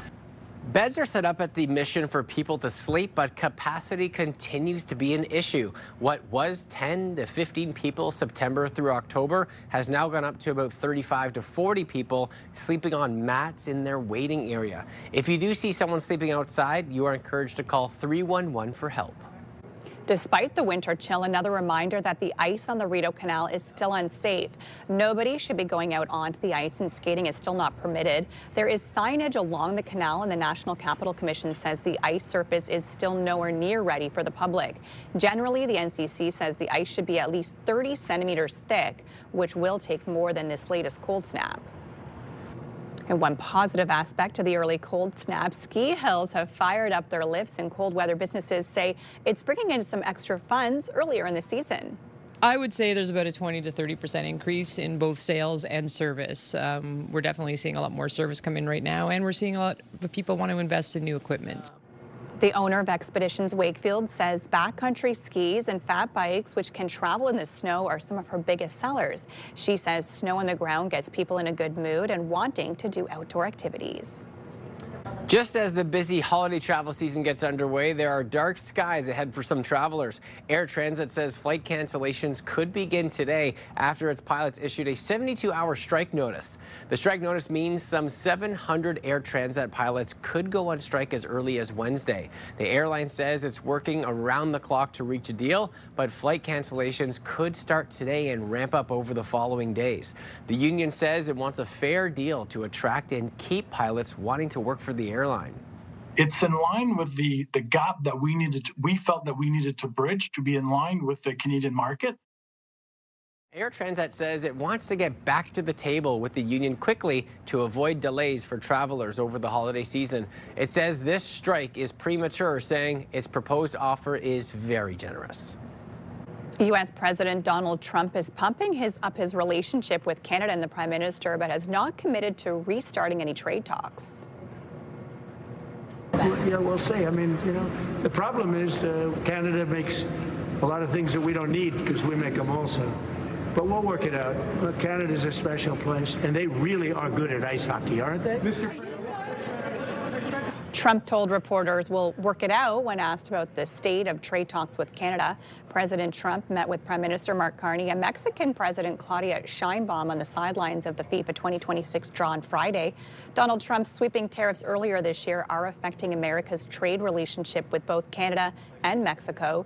Talks with Canada were halted following those anti-tariff ads that were running in the states, paid for by the government of Ontario. Starting in 2026, the Ontario Fire Code is being updated to expand where carbon monoxide alarms will be required. Residential buildings with fuel-burning appliances like furnaces, boilers, water heaters, ovens, and dryers will now need carbon monoxide alarms on each story, not just those sleeping areas. Carbon monoxide alarms must also be installed in public corridors if an apartment or condo building is heated by burning fuel. Under the new code, landlords must purchase, install, and provide guidelines for tenants. Tenants will be responsible for reporting problems and monthly testing. Ontario Provincial Police are warning residents in Smiths Falls of a cougar sighting in the area. Police say the cougar was spotted on Punamali Side Road. Anyone with small children or pets are urged to be extra cautious. The Ministry of Natural Resources has been contacted and is now monitoring the situation. And we've been talking about it kind of throughout the show this morning. Of course, there's how those colder temperatures start to arrive, and our food drive is on Friday, and it is expected to be maybe a little bit cold as we start our Monday. It's just slightly chilly as we head into Monday. The good news is we have some warmer conditions this week and snow. So as we heard, ski hills are just like embracing this. The cold weather means they can make snow, but also we have some fresh snow, which is just like an added bonus. So some people loving the cold weather. I'm not a huge fan, but that's okay. I deal with it. Well, hey, we just had Bush Truck on. They had like some smart wool and stuff to keep you warm, because I actually went for a run into this weekend, and it was my first cold winter run. I love that. And everything that they had is what I had on, so it made me feel good about staying warm. And I am handing the weather duties off to you, so you get to deliver the great news here this morning. I think it's wonderful news, especially as we get into the holiday season. We need some snow and cold on the ground. Happy Monday, everybody. So cold this morning, but we will see some sunshine open up this afternoon. It'll stick with us, too. Those temperatures will be slightly below the mark, but the sunshine will be a nice surprise as we cruise through the afternoon. Temperatures, though, we're feeling cold. Ottawa -19, sharing that is Pembroke and Kingston at -17. Montreal -18 degrees. What we're seeing right now, a few clouds in the skies, but we are expected to see some more sunshine as the hours trickle on by into the afternoon. Chance for precipitation, too, is rather low, especially here in the capital, as we start to see just the clearing of those skies. Taking a look at the futurecast, too, so not really seeing much precipitation until we get to maybe Tuesday morning. A chance for some flurries will start to arrive, and then maybe seeing a few centimeters as we get to the mid portion of the work week. Everything is expected to clear out by Friday, but a little bit of midweek some snow here in the capital, between that 2 and maybe 5 centimeters. As we push into the GTA, though, we could see some mixed precipitation as those temperatures warm up slightly. So we see the chance for some freezing rain and some rain mixed in there. So if we have any traveling from Tuesday, maybe going into Thursday, especially as we head down to Toronto, just be aware the road conditions could be a little bit slippery in the mid portion of that work week. Take a look at our recess forecast, and temperatures today feeling cold. So if we haven't left yet, the kiddos need to bundle up, especially this morning. As we get to the afternoon, still really not warming up that much. Temperatures will be below seasonal this morning, continuing into the afternoon. The only trade-off is that we are seeing some sunshine, which is nice for our Monday, just to make sure that we are dressed appropriately. Over the next few days, this is what we're looking at. So well below seasonal, especially overnight tonight. So a very cold start towards our Tuesday. -20, maybe feeling like -25 with the wind chill factored in there. So tomorrow morning will be bitterly cold. Temperatures, though, warming up for the next couple of days, especially the overnight lows. As we gear up closer towards the weekend, we will start to see those colder temperatures take place once again, but a little bit of some mild temperatures Tuesday through Thursday as the chance for some precipitation moves into the forecast. And as we take a look at the roads at this hour, 417 East seeing some heavy delays between Moody and Greenbank.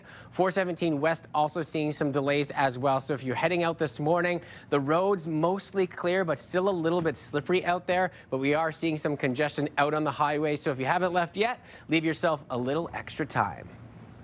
Traffic brought to you by Presler Injury Lawyers. 1-800-JUSTICE. Jordan Childs is a professional artist based here in Ottawa who creates large-scale murals for businesses and for people, and we're so lucky because he's joining us on the show this morning. Good morning to you. Morning. So excited to have you here. Tell us a little bit about your artwork. Yeah, so basically I just collage people's life stories. I do commission work, I do murals, and now I do sneakers as well. I love that. We're going to learn more about the sneakers, but tell us how you put all of this together, because I am seeing so many different themes in one. How does it work if someone wants to commission you to commission a painting for them? Yeah, so this is actually a prime example. Okay. So this lady here lives in Ottawa, and it's a painting for her father. So basically, it's just a list of all his favorite things, and then I collage it together. Amazing. I leave this white border too, because it's kind of chaotic, so I want to bring a balance to it as well. Cool. And yeah. I'm seeing lots of names and lots of different themes inside as well. Yeah. What's the reaction like when someone picks up their artwork and sees it all come to life? People like it because it's kind of like you got to find the elements, because I don't really show them before. Okay. And they love doing that. They just like exploring the painting. It's almost like a puzzle piece, looking for all of the elements that they chose inside the artwork. Yeah, and it's like your life story on a painting, which is pretty great. Oh, that's so incredible. Okay, tell us a little bit more about sneakers, because you also do this on different types of canvas. Yeah, so I got inspired from a UK artist. He tattoos on leather goods, and I'm like, oh, why not? I'll try it out. I'll put my style on sneakers. Cool. So far, it's going really well. This sneaker here is for a kid, and his favorite player is McDavid. Yeah, and then we can see. I featured Nike as well, just because it's a Nike shoe, his player number. Look at the other side as well. I try to bring a symmetrical design to it, because it is a shoe. And then how do you tattoo it? Like, how do you get the ink on the canvas? Yeah, so I literally tattoo the ink into the leather. With a tattoo gun? Yeah, with a tattoo gun. That's incredible. Yeah. And now, it leaves a waterproof finish as well. Okay, I was going to ask about that, about durability. I'm like, can you wear these in the rain, or what's the situation? But yeah, they're waterproof. And you got Pikachu here. The kid's Korean, so a little like personal accent there as well. Wow, these are stunning. And can you do it in different colors as well? I can. I'm actually wearing, I can come around. Yeah, let's see your sneakers. I got my blue ones on right now. Okay, so cool. So that's nice. I can do it in any color, basically. Yeah. Which is really great. Completely customizable. Okay, and what are we going to unveil here this morning? So I got a surprise for you guys as a thank you. I love that. I'm so excited because we haven't been able to see it. I did a little personal commission for you guys. Look at that. CTV morning. CTV Your Morning. George Street morning weather, lifestyle, local. What else am I seeing here? We have our tower, traffic. When you guys are established as well. Byward Market, you got George Street. Amazing. And then all the different themes you guys do as well. And then a retro TV, because it's pretty cool. Absolutely. Yeah. Yum. Oh, of course you like, because we know we have coffee on this show. Yeah. This is absolutely incredible. Okay, so for people who are looking to commission something, how can they get in touch with you? You can reach out on my social media or my website. I have a form on my website, and yeah. And how long does it take you to actually put some of these pieces of work together? For the paintings, it definitely takes some time, because I got to collage all the themes into one. Okay. And conceptually, that takes a bit of time. Actually doing the work, though, it's pretty fast. It takes me about a week or two to do a commission. Okay, we're looking at some of the businesses you've done. Like you do full walls. Yeah, I do full-scale murals in Ottawa, which is really great. I love putting my mark on businesses and people's homes.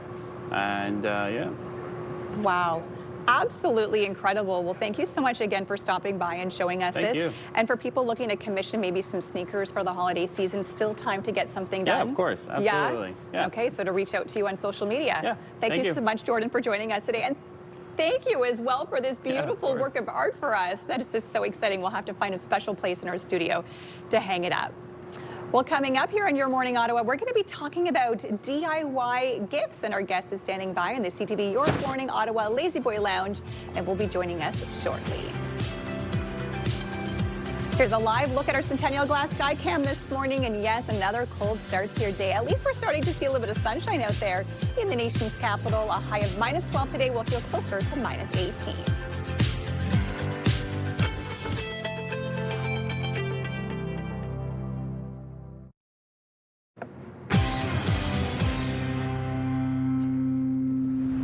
If you have a knack for crafting, why not make this holiday season special by making a gift for your loved ones?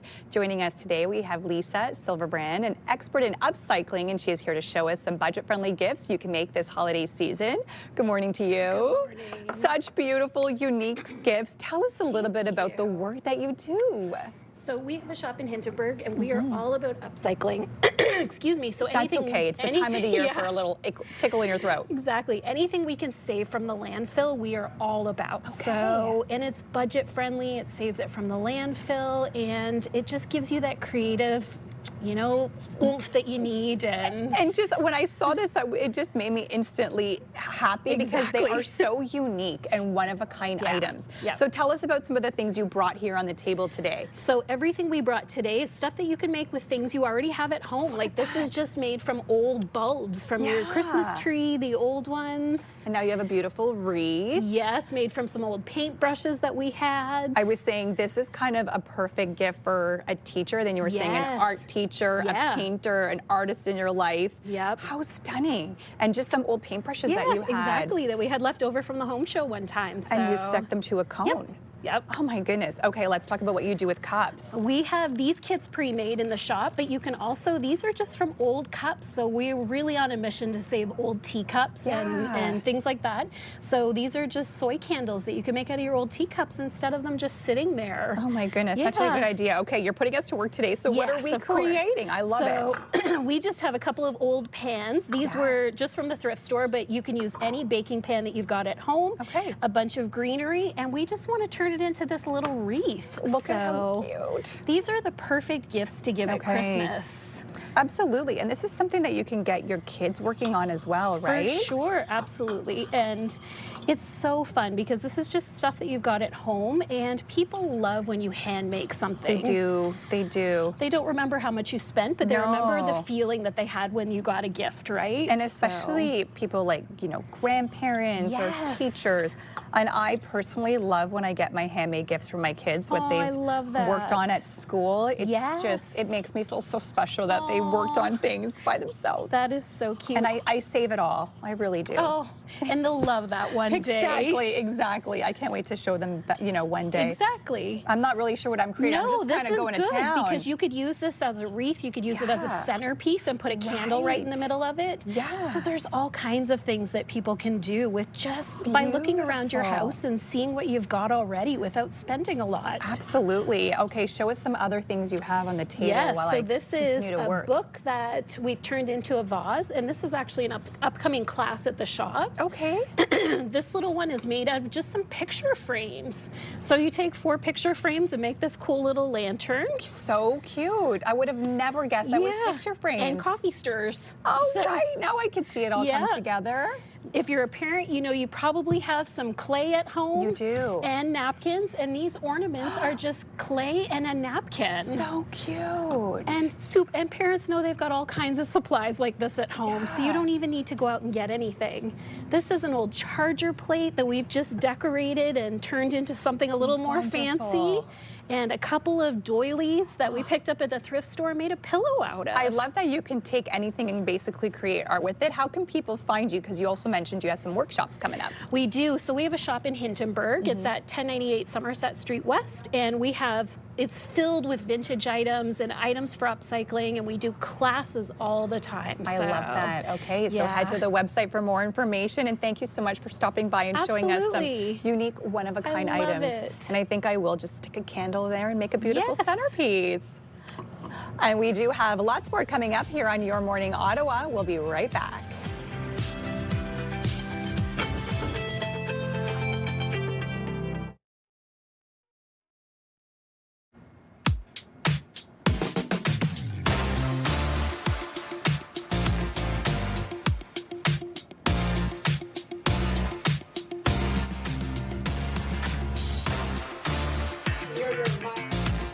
But we're going to go back in reverse, and we're going to talk about Sundays first. Happy birthday, 9th birthday to Luca. We love you.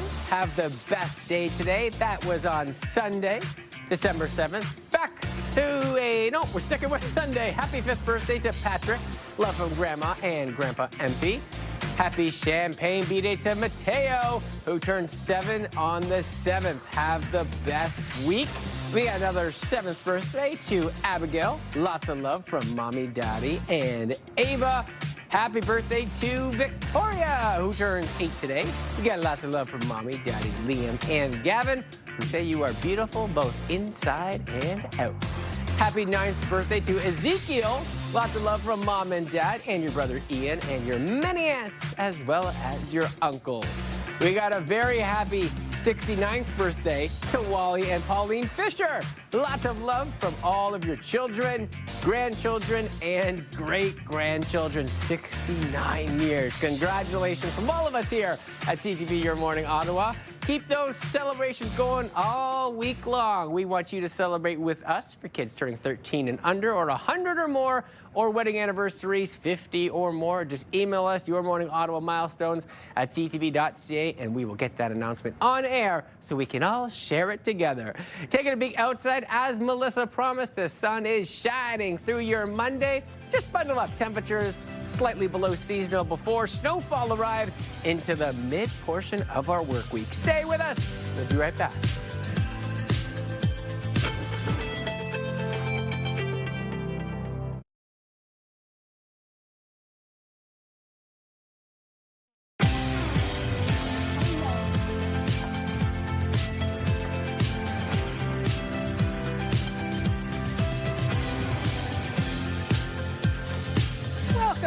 everybody, and happy Monday. I'm Willie Hello. And I'm Melissa Lamb, and we just want to let you know Rosie is away for today, but she will be back tomorrow. Yeah, she's back tomorrow, and we are gearing up, and it's actually my first official food drive that we have on Friday. Not the first one I've ever been a part of, but first one being on the show, which is so exciting because you were just speaking with the CEO and talking about the community coming together. You come on down here to 87 George Street on the Friday, drop off your non-perishable food items.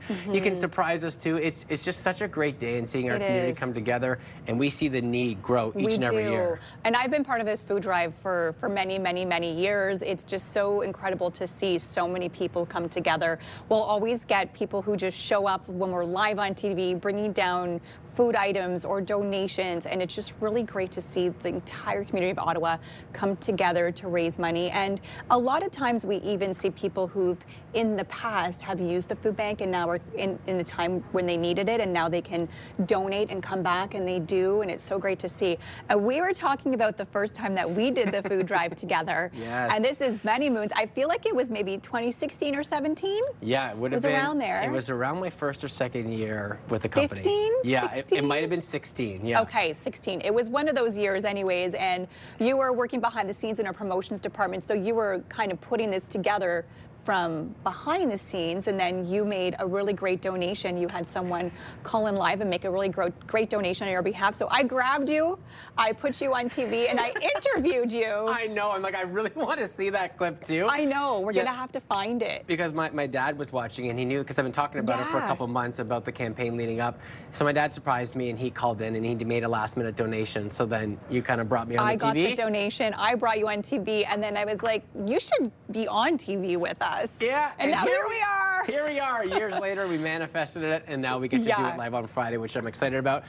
We will actually have your news coming up a little bit later on. We're having some technical difficulties just behind the scenes, but we'll get you your news headlines as we creep up throughout the show. What we do have for you, though, is your cold weather conditions, because that's not going to change anytime soon. No, why can't that be broken today? I know, right? Maybe we can just actually, I think you can go in there manually, just change that. It's broken. But then we'd just be lying. Oh, right. Well, yes, I will get you up to date on the cold, wintry forecast, even though we're not officially in winter yet. It definitely still feels like it. Of course, we've been dealing with colder conditions and snowier conditions for the last couple weeks. So by this point, we're used to what I have to say, right?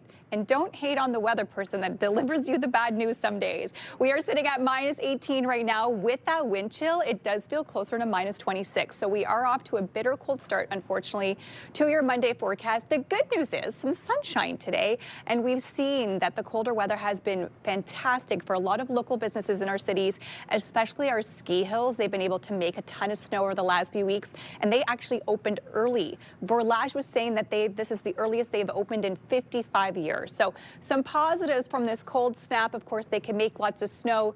The other good news is we have some fresh snow on the way as well over the next couple of days. Today will be nice and sunny, and then as we head into tomorrow, that's when we're expecting some snow. Not until later on in the day. So your drive to work tomorrow will be fine. It's your drive home from work that we are expecting some snow. So it could be impacted on your drive home. 2 to 4 centimeters for tomorrow, so not a ton of snow, but still enough to accumulate on our roadways. Most of the snow will happen overnight Tuesday into your early morning hours on Wednesday, where we could see another 10 centimeters of snow added to the forecast. So if you're looking for a great day to go skiing, Wednesday is probably going to be the day, because it'll be our mildest day of the week, and we'll have all that fresh powder from Tuesday in through your Wednesday forecast. Today will still stay cold, unfortunately below seasonal. We should be sitting at about minus 1 degree, and you'll see we'll be sitting at minus 12 into your forecast today. With that wind chill into the afternoon, we've been talking about it, we'll feel closer to minus 18 today. So unfortunately, a very chilly day. But good news, because hopefully this will also help the Rideau Canal, and we'll get to see a nice long extended skating season. Not open just yet, and we have learned that the ice is unsafe, so please don't go on the ice at this time. Minus 12 as well in Bancroft, Kemptville. Slightly warmer for Kingston, Trenton today. They'll sit at minus 7 for their daytime highs. Minus 11 is the high in the valley. So everybody dealing with these bitter cold temperatures throughout the afternoon. Over the next 5 days, you can see a shift. Not so bad. Today's the coldest day we will see this week. So we'll start off cold and then slightly warm up towards the middle of the work week. -5 is your high for tomorrow, so not too bad. We are expecting snow 2 to 4 centimeters late in the afternoon. More of that on the way for Wednesday. Wednesday's the perfect day to head out to the ski slopes. -1, that is the warmest day this week. And of course, we could see upwards of 10 to 14 centimeters of fresh powder on the ski hills by Wednesday afternoon. Thursday, a little bit cloudy, -5 is the daytime high, then sunshine for our food drive on Friday. -7 is the high. The morning hours will feel about -16. So if you are planning on coming down for the food drive, make sure you dress warmly. But as we heard from some local businesses, there are so many great products out there to keep you nice and warm and dry throughout the winter seasons. On your roads this morning, here's a live look at your time saver traffic, and still very heavy volume on your Queensway this morning. We're seeing lots of volume. We saw an earlier morning collision that has kind of slowed things down if you're heading eastbound on the 417. It is quite heavy from Woodruff right through until Pinecrest. We also have some slowdowns on the split in through downtown as well if you're heading westbound on the 417. We're seeing volume 417 eastbound from Moody to Greenbank, and the 174 is slow from Jeanne d'Arc. Moderate backups to Montreal Road and Blair this morning. Okay, so earlier on the show, we talked about getting people's comments from like, what is the biggest reward points purchase that you've made? And earlier I said like I wasn't really sure because on Friday we started talking about it, and I remember my big purchase, but I couldn't remember if I like snagged some of my mom's points because when I was a kid, at first we kind of had like a shared card when I was young. I have done some further research. I'm happy to report that, Mother, I did not steal your Air Miles points. Maybe I will look to do that in the future, but at this current time, it was still that TV, but I looked back after, and they were all from my points, but I was like, good. I think I thought I outed myself right away. I was curious if you still shared your credit card with your mom because you were mentioning it was when you were 27. I was like, how did you steal her points? Did you still have it? I get it when you're 15, 16, okay? But at 27, I hope the credit card's on your own. That would be so nice, though. Hey, Mom, okay, this one on you, on me, especially, you know, as things get a little bit more expensive. I could probably get away with it, but I was like, oh, but it's like, it's for my puppy. It's for Jax, you know, a little to from you. But no, like the rewards points are so big, and that comes as a bill's coming out to maybe change things about now your rewards would start to expire, so you have to use them a little bit more quickly, which I think would probably upset a lot of people. Yeah, and I was telling you my biggest splurge is I got an Apple Watch on my points, the full thing, which was really nice because my points are connected to Apple, Best Buy. There's some pretty good combinations that I can use my points on. So I got an Apple Watch, which was really nice, little gift for myself. I also got an electric toothbrush, which apparently is great for your teeth. And my dentist is always like, you take good care of your teeth. And I'm like, it's my electric toothbrush. So that was a nice little purchase I made on there. I've gotten a couple of flights. So, you know, there's some good things that you can use with your points. And sometimes like you kind of forget about them. I just checked. I have enough to buy myself 2 things. Oh, of course you're already back in. I had to look because I was like, wow, I haven't used them in a year. I wonder how many I have. Yeah. And I can either I want to look at those like Aura rings you can buy. Yeah. So it's kind of like a fitness tracker, but I could sleep with it so I can kind of track my sleep because I find the watch too bulky to sleep with, but a ring I think I could handle. It's like a smart ring. Or the other thing was an espresso machine. Oh, well, you have points for an espresso machine? Yes, the new one. Maybe I can put in a request that we maybe have that and we bring it into the office. We join our points together and make an office espresso machine. Yes, I had to be careful not to say Nespresso, but it's an espresso machine. Got it. Yeah, I'm not going to steal your points anymore. I'm going to take Melissa's points, but we're going to do it for the greater good. That's right. To have an espresso machine. All right, coming up a little bit later on our show, we're going to have Mary Taggart come on, talking about some amazing books, what to buy, but also what not to buy. Taking a peek outside through our Centennial Glass Sky Cam. It's cold, but it is sunny on your Monday. Stay with us. We'll be right back.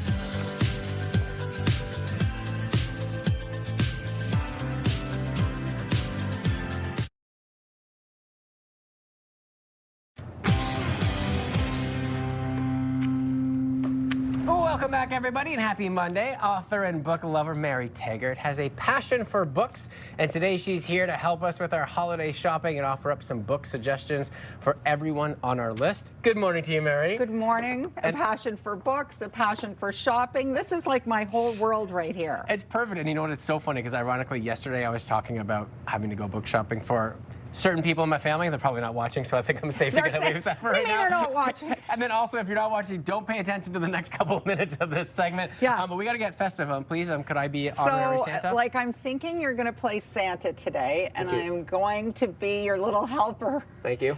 Okay. Oh, you look so cute. You look so cute. Is that good? Yeah, that's good. All right, where do you want to start? Because we have so many fun books here. We have so many fun books. So let's start at the children's section. So I have grandchildren, you have nieces and nephews, and these books are all the books my grandchildren will be getting this Christmas.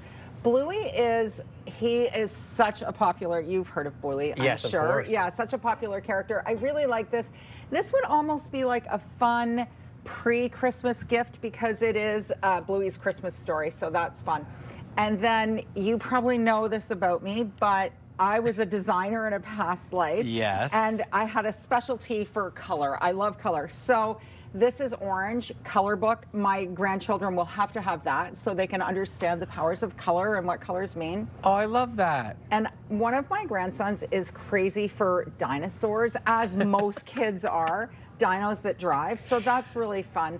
And then The Humble Pie, I think, is such a beautiful story about being humble. Aww. Right? So books with lessons are always important. And I love the dinosaurs one. So my mother and I went to the Magic of Lights. We actually did a segment on it. You did that. And there's a dino section, and that was her favorite. So that's not just for kids. No, your mom's getting that one. Yeah, Mom, turn away. Sorry. I mean, surprise! You get the dinosaur. Yeah. Woo-hoo. Actually, I think it would be so fun, right? Oh, yeah. And then the thing with your mom is she's reading it to her grandchildren, right? That's right. Yeah. Oh, see, this is why we have you here. That's right.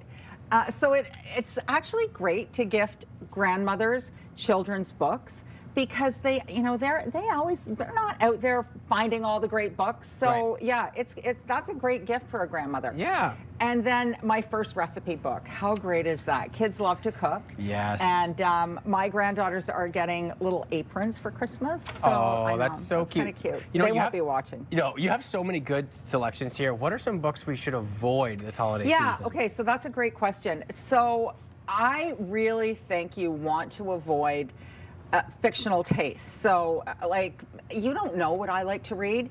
So that's why I've brought all the nonfiction books out today, because if you think somebody is a sports enthusiast, then you can get a sport book. And even if they're not a big football fan or a baseball fan, if they're a sports enthusiast, they're going to want to read a sport book, right? 100%, yeah. So I will say, The Bodyguard Affair, I brought that because Amy Lee is an Ottawa author, and it's a brand new romance book, and we're all going to love it because it's inside the Canadian Prime Minister's world. Oh, come on. Right? Especially with everything going on right now. With everything, and we're not political, and I hate to bring up Trudeau, but, with the Katy Perry thing going on, I feel like she wrote that in the Trudeau era because it just came out, but she would have written it a couple of years ago, so it's so fun. Just make sure that there's nothing in here with Katie, I'll do a quick glance. Exactly. But she did write a disclaimer that this is purely fiction. Oh, okay, good. Just to make sure everyone at home knows that it is fiction. Exactly. Anyhow, I did bring that one fictional book because Ottawa and the political scene is so fun, right? I love that. But you're really safe with cookbooks. Mm-hmm. I think so. This would be a great Hanukkah book because it's basically the home of the Nosh, Arthur's Deli in Montreal, with all sorts of favored, treasured Jewish treats. And you know how chefs tend to hold on to their recipes. Yeah, they're like secret. Yeah. So how fun is it when a famed restaurateur brings their recipes forward? And this is what's happening in this book, Trony. I don't know if you know this. You were in Toronto for a while. So, like the famous Trony restaurant that is also in Los Angeles. So, for the first time, this famous guy, this restaurateur, has collected everybody's favorites. Oh my God. I know. I love this because you really have something for everyone, Marion, especially before we let you go. I'm going to take this. The maple syrup book. Well, I got to take this one for my mom. Oh, yeah, take it. And then my brother, don't look at the left What are side you gonna because we're going to take that. I've got certified Buies. It's already up. It was a birthday gift to me. Okay, perfect. And I feel like I'll save the spicy book for Geddy later. Lee's baseball, but did you know that Geddy Lee was a huge baseball fan? No. Yeah. Well, I do now. Yeah, now you do. too, and he's got a new book, Pop Culture We've Got Over Here with the Rocky Horror Picture Show. And I love this one for the young person, Indigenous stories, but stories of hope. And then we have a letter writing. But you know what? Fear not, people, because I'm going to have everything on my Instagram at Mary Kay Taggart. You really have something for everyone, Mary. We always love when you stop by. Thank you. I love stopping by. Stay with us, everyone. We'll be right back.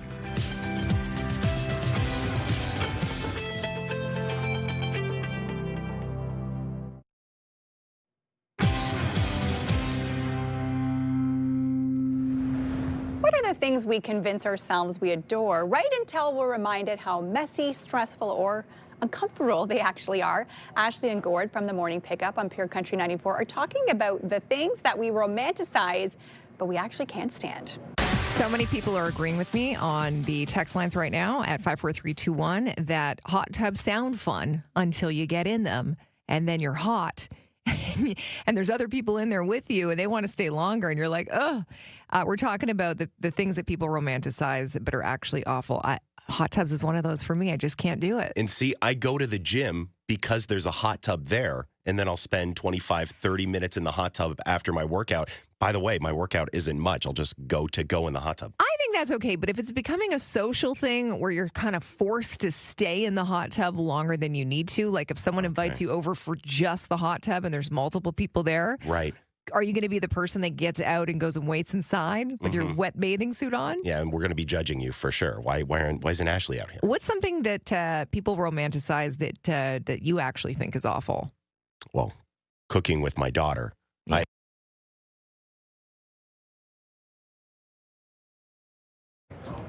I think it's so funny when you look at some of these things, and I think one of the main ones with Ashley was the hot tub. It's like it seems like such a good idea. Then when you get in it, it's like gross.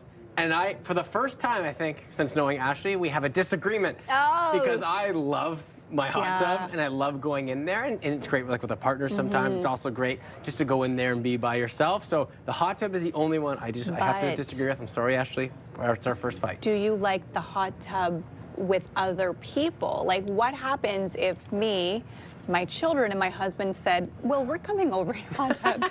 Do you still like it that much? Because I'm not going to lie, my children will probably go to the washroom in your hot tub because they will not exit to go pee inside the house. So what you're saying is get the extra chemicals prepared, just in case we're having the Does the it lamb still family seem over. so romantic knowing my little children will be in there in the hot tub with you? Definitely not as romantic, no. Yes. But I know also that would be, it's like a special occasion, right? But for you, if you had it each and every day, knowing your kids did that, I can see that. And they'll tell you, if they're sitting on your lap in the hot tub, they'll be like, well, I'm peeing on you right now. That's what kids do. They're so honest. Oh, yay. Something to look forward to. Yes, exactly. And don't forget, you can listen to Ashley and Gord on the Morning Pickup weekdays from 6 until 10 a.m. only on Ottawa's Pure Country 94.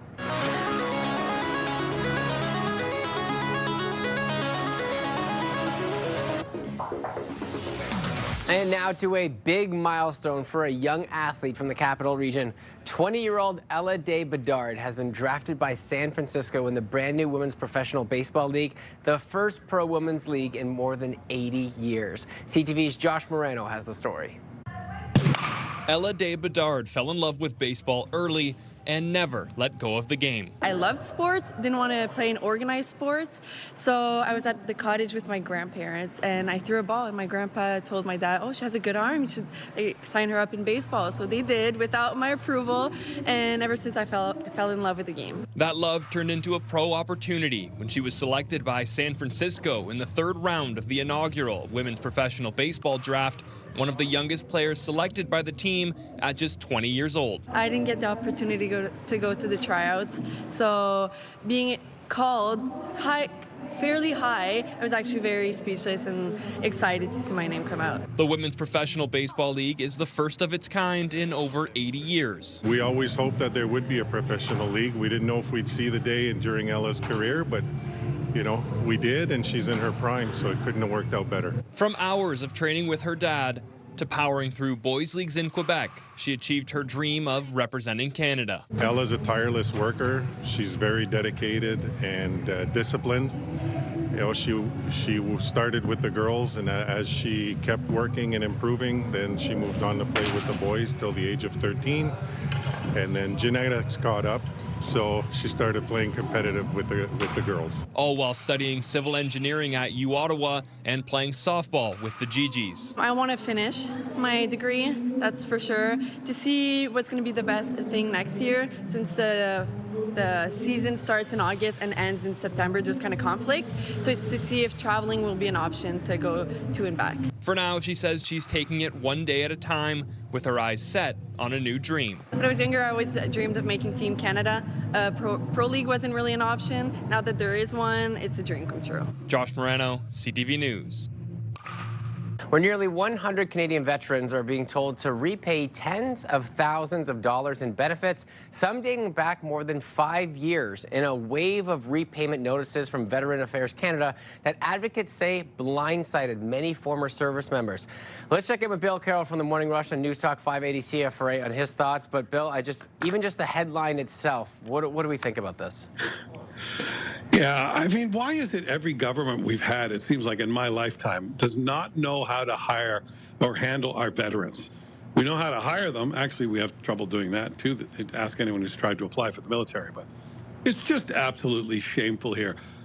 I understand we don't want people who were knowingly taking a benefit that they didn't deserve. I understand we have to keep track of that.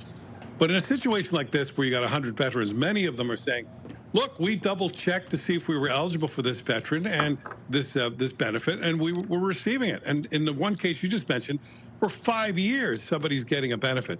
This is a situation where the federal government needs to act immediately, conduct a very short investigation, giving the benefit of the doubt totally to the veterans, unless they can see obvious cases of fraud. Stop trying to collect this money, and stop trying to collect this money right now, at a time when we want to expand the military. This is not the message to send about our complete lack of respect for people who served their country, to claw back the money. Some of them being told to make these payments immediately, $3,000, $3,500 a month, returning the money. And there also should be a time limit on this. If the government can't figure out its own mistake within, say, a year or so, that should be as far back as you can go. Can you imagine your boss coming up to you and saying, oh, about 5 years ago, we overpaid you and now you need to pay it back, and it could be thousands of dollars? Not many people could financially handle that situation. So unless there's outright obvious fraud here, we need to back off. We need to back off right away on this. Yeah, I couldn't agree more, Bill, especially when you look at our veterans and just the lack of respect in this situation. Hopefully it can get resolved and things turn around, but appreciate your time this morning. You guys have a nice day and keep warm. It is really brutally cold. It certainly is, but you know what? That means the ski hills are good. Are you going to hit the slopes this weekend, Bill, maybe? You're an optimist. No chance. No. I know. Too cold for me. I know. Thanks, Bill. And remember, you can listen to The Morning Rush with Bill Carroll on News Talk 580 CFRA weekdays from 6 till 10 in the morning. And coming up, helping you get through your Monday blues, a local cafe is serving up Vietnamese-inspired coffee to get you through the day. I think we're going to have to rush over there as quickly as possible. Melissa, what do you think? I can't wait. Our guest is standing by in the Your Morning Ottawa Delorier kitchen, and we'll have those tasty, delicious, caffeinated drinks coming up shortly. Outside, sunny but cold. Stay with us. We'll be right back.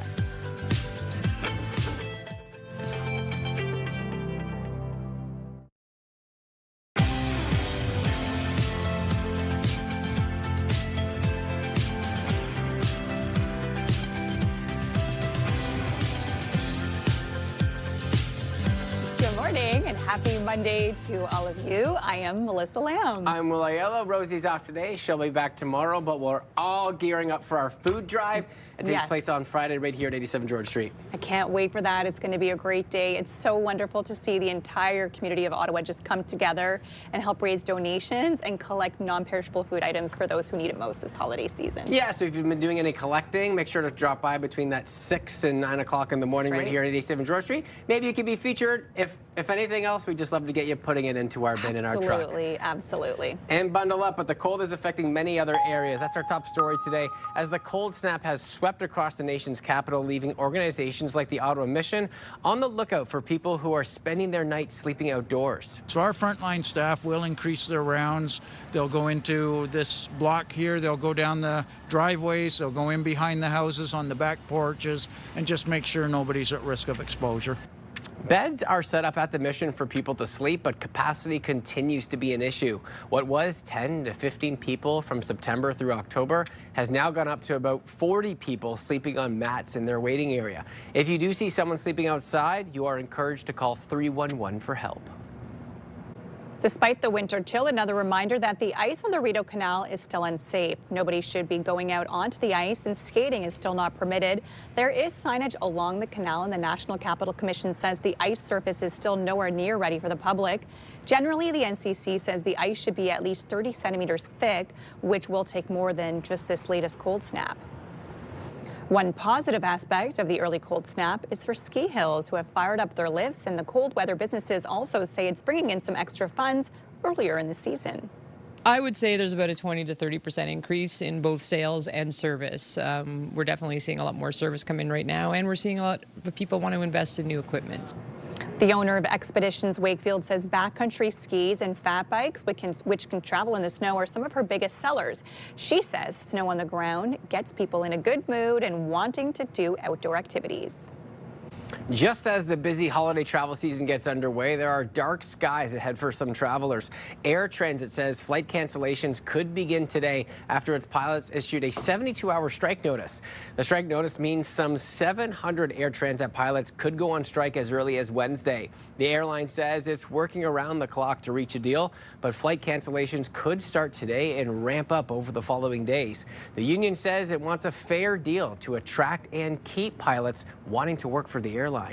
It's in line with the gap that we felt that we needed to bridge to be in line with the Canadian market. Air Transit says it wants to get back to the table with the union quickly to avoid delays for travelers over the holiday season. It says this strike is premature, saying its proposed offer is very generous. U.S. President Donald Trump is pumping up his relationship with Canada and the Prime Minister, but has not committed to restarting any trade talks. Yeah, we'll see. I mean, the problem is Canada makes a lot of things that we don't need because we make them also. But we'll work it out. Look, Canada's a special place, and they really are good at ice hockey, aren't they? Trump told reporters we'll work it out when asked about the state of trade talks with Canada. President Trump met with Prime Minister Mark Carney and Mexican President Claudia Sheinbaum on the sidelines of the FIFA 2026 World Draw on Friday. Donald Trump's sweeping tariffs earlier this year are affecting America's trade relationship with both Canada and Mexico. Talks with Canada were halted following those anti-tariff ads that were running in the states paid for by the government of Ontario. Starting in 2026, the Ontario Fire Code is being updated to expand where carbon monoxide alarms will be required. Residential buildings with fuel-burning appliances like furnaces, boilers, water heaters, ovens, and dryers will now need carbon monoxide alarms on each story, not just near the sleeping areas. Carbon monoxide alarms must also be installed in public corridors if an apartment or condo building is heated by burning fuel. And under the new code, landlords must purchase, install, and provide guidelines for tenants, and then the tenants will be responsible for reporting any problems and monthly testing. Ontario Provincial Police are warning residents in Smiths Falls of a cougar sighting in the area. Police say the cougar was spotted on Punamali Side Road. Anyone with small children or pets are being urged to be extra cautious. The Ministry of Natural Resources has been contacted and is now monitoring the situation. Canadian Blood Services say they are looking for more plasma donors ahead of the holidays. The organization calls plasma liquid gold, saying it can support patients having cancer treatments or surgeries. Canadian Blood Services says plasma donations are similar to blood donations. They just take a little bit longer, but the process is largely the same. They say they need 1 million new plasma donors as they expect a 50% rise in demand at hospitals over the next 5 years. Well, a Canadian crooner got to sing for the Pope. It's beginning to look a lot like Christmas everywhere you go. Take a look at the 5 and 10. Michael Bublé performed for Pope Leo and the Disadvantage at the Vatican's annual Concert with the Poor. The concert aims to offer an experience of art and culture for the less fortunate, including those experiencing homelessness and for migrants. Bublé said meeting the Pope was one of the greatest moments of his life. Wow. And you think about how many times he's probably said that, and it's probably been a while since he said that. So obviously it would have been really special. And we talked earlier, it's just the perfect voice for the Christmas album. Oh, absolutely. And so nice that so many others got to enjoy it as well. So what a special thing this time of the year. Yeah, Michael Bublé is so awesome. Love that he got to meet the Pope as well. So fun. Very cool. Also cool is our forecast. My goodness, we've been seeing below seasonal temperatures all last week. All this week it will be below seasonal. We do have one milder day, and even then it's fairly average for this time of the year. So nothing above seasonal over the next 7 days. Currently, we are seeing a daytime high of -12 today, so that's where we will reach this afternoon. We'll still feel closer to -18 into the day ahead. Average for this time of the year is just under the freezing mark, so we should be at -1 for your daytime highs. We'll be well below that over the next couple of days, and the sun will set tonight at 4:19 p.m., so very, very early. Temperatures this morning, a very cold start to your day. Right now, we've dropped a little bit. We're now sitting at -20. Still feeling closer to -26, -27 this morning, so a bitter cold start to your Monday morning. The good news is it's nice and sunny out there, so we are seeing some sunshine to kick off your Monday morning. We will see that sunshine throughout the day ahead as well, so a beautiful sunny day into your Monday forecast, just not really warming things up into the afternoon, so it will stay below seasonal throughout your day ahead. As we head into tomorrow, it will start off sunny to start off your Tuesday, a few clouds out there as well, and then late in the afternoon, some snow. We are expecting about 2 up to 4 centimeters of snow throughout Tuesday. More of that on the way in through Wednesday. We could see another 10 centimeters added, so most of the snow happening overnight Tuesday in through your Wednesday morning. So your drive home from work could be a little bit slippery tomorrow, but your drive into work Wednesday morning will be the most impacted from this snowstorm. -12 for the daytime high today, so well below the daily average where we should be sitting at about -1. -12 in Bancroft, Kempville, Brockville, Cornwall today. -7 for Trenton, Kingston area, so slightly warmer to areas south of us. -14 for Kitigan, Zibi, and -15 over in Mont-Tremblant. So over the next 7 days, it will be coldest day will be today at -12, overnight dropping to -20. Then it will gradually warm up, Wednesday being the warmest. -5 for tomorrow, but the overnight lows, a bit of a break. Won't be as bitter cold overnight and early in the morning. -1 for Wednesday, again about 14 centimeters of snow over the next few days. Then as we head towards the end of the work week, of course, our food drive happening Friday, bright and early in the morning from 6 until 9 a.m. Temperatures should be having around -17. That's how it will feel early in those mornings. So if you're coming down to visit us, make sure you're dressed warmly. The good news is sunshine to cap off the work week and in through your weekend forecast. Weather brought to you by Yeckendorf Rashid. Experience, knowledge, and a commitment to excellence. So we do have some slowdowns right now. 417 eastbound, heavy delays between Moody and Woodruff. 417 westbound, light delays between Walkley and Innis. Slowdowns between the 174 Split and Nicholas. 174 westbound, also heavy between Jean d'Arc and Montreal. Heavy backups between Montreal Road and Blair. And I believe there is a new collision out there as well this morning. This is on the 417 eastbound around the 174 Split. There is a collision causing heavy delays in that area.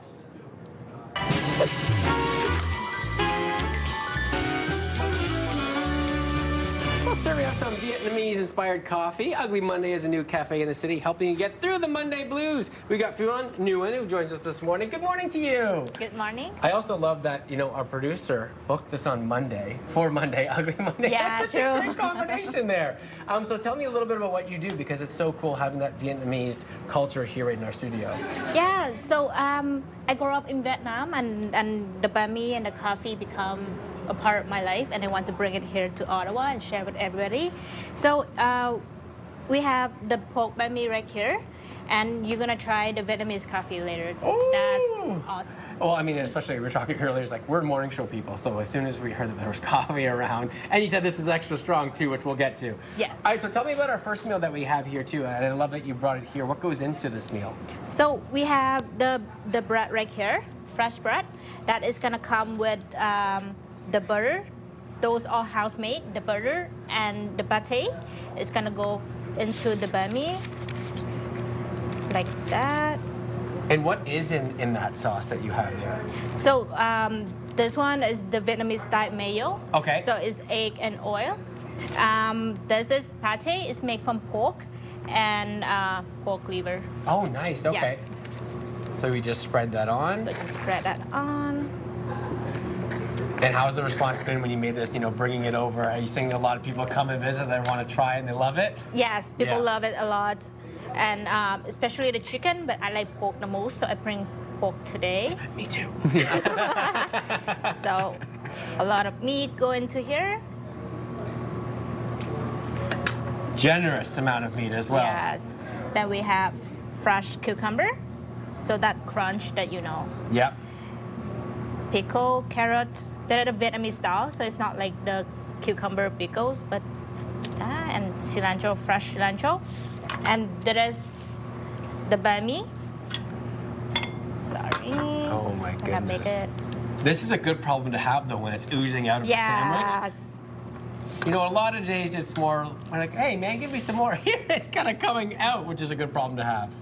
It's always like that. That's a good thing. Okay, so we got that there. Now let's make our way over to the coffee because I'm so fascinated to see how this works here. So the Vietnamese coffee is always come. Like I like ice. Okay, it's always ice. Okay. Oh, nice. This looks like we got 3 doses here. The control room is probably itching which one who gets what. So we start with the ice. Yes, I know it's freezing outside, but it's always best come with ice. So there is the regular coffee, the classic Viet, that's the almost sell in the shop. Okay. And there is also come with the classic Viet base. So this is kind of like the generic coffee base that we have here? Yes, but okay. it's kind of topped up with the egg foam that is made from real egg yolk. So that creamy, delicious. Yeah. And there is salted cold foam. So it's like salty and sweet balance out. It's come with a little cocoa powder. Oh my goodness. So which one is your favorite out of all of them? Do you have a particular one that you really enjoy? Yeah, I love the egg the most because it's like creamy, salty, and sweet, strong coffee balance out. I love it, especially this time of year, right? You're thinking about the eggnog, you kind of get that, but like with your coffee. Yeah, it's kind of the similar taste, and also it's like people refer it to the tiramisu coffee, something like that.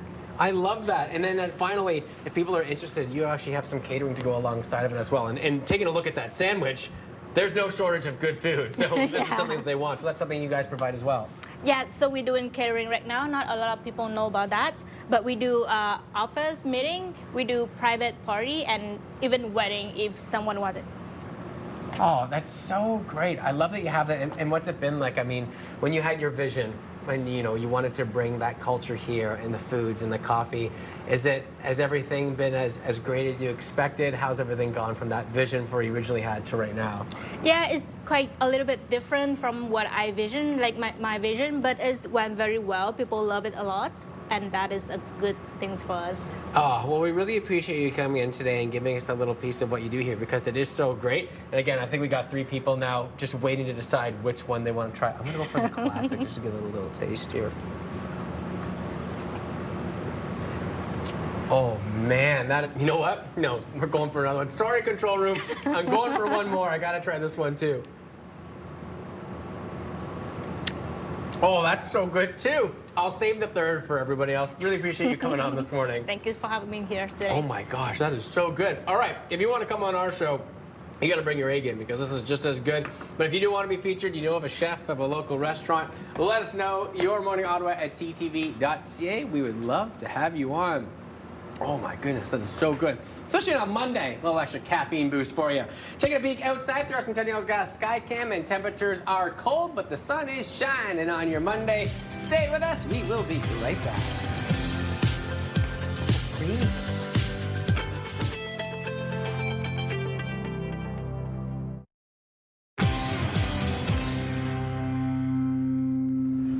And And it's time to once again double the love. Donate to the Adult Fund Superstore's charitable campaign, and AFS will match your donation.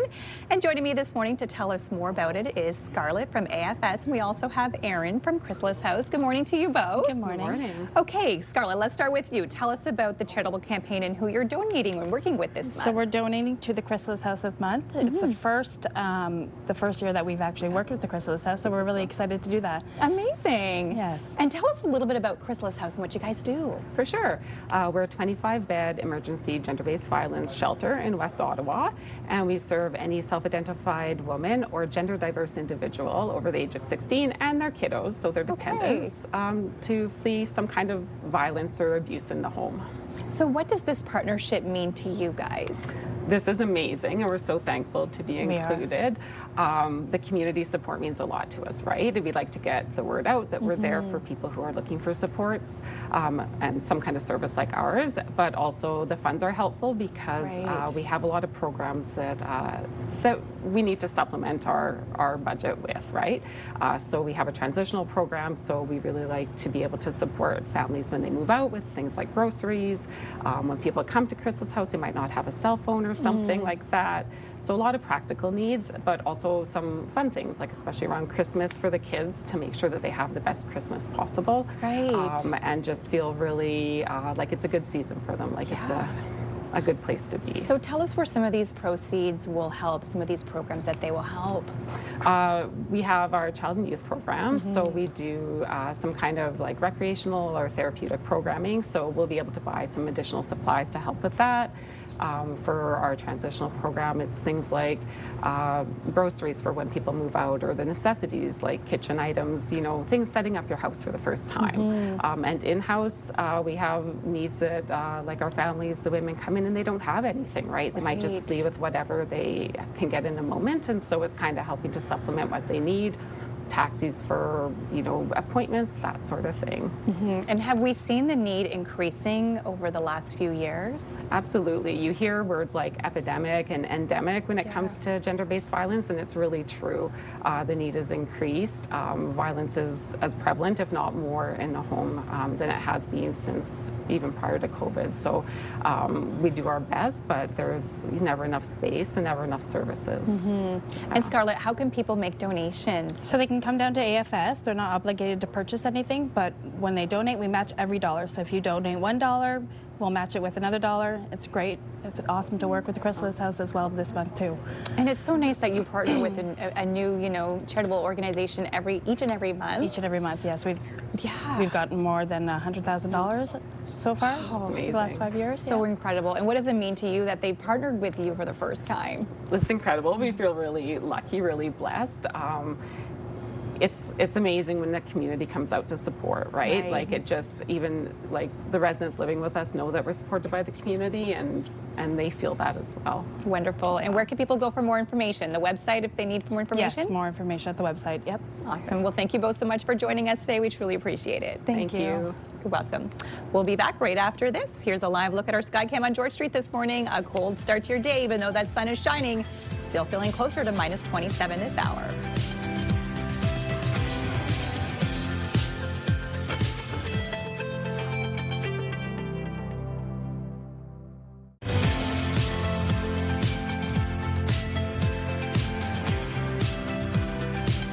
Welcome back, everybody, and of course, happy Monday. Only a couple minutes left in our show, something we've been talking about, and I think most people are talking about, especially from last week going into the weekend, was the colder temperatures, especially this morning. Oh, yeah. It was a cold start to your day, and this is the coldest day this week, so if we can get through Monday, the rest of the week won't seem so bad. I like that. Yeah. Good spin on it. Starting off hard, and then it's just going to get a little easier as the week progresses. So currently still sitting at minus 20, actually, this hour. Feels closer to minus 27 with the wind chill. The coldest part is, of course, the morning or the overnights. Minus 12 is the high late this afternoon.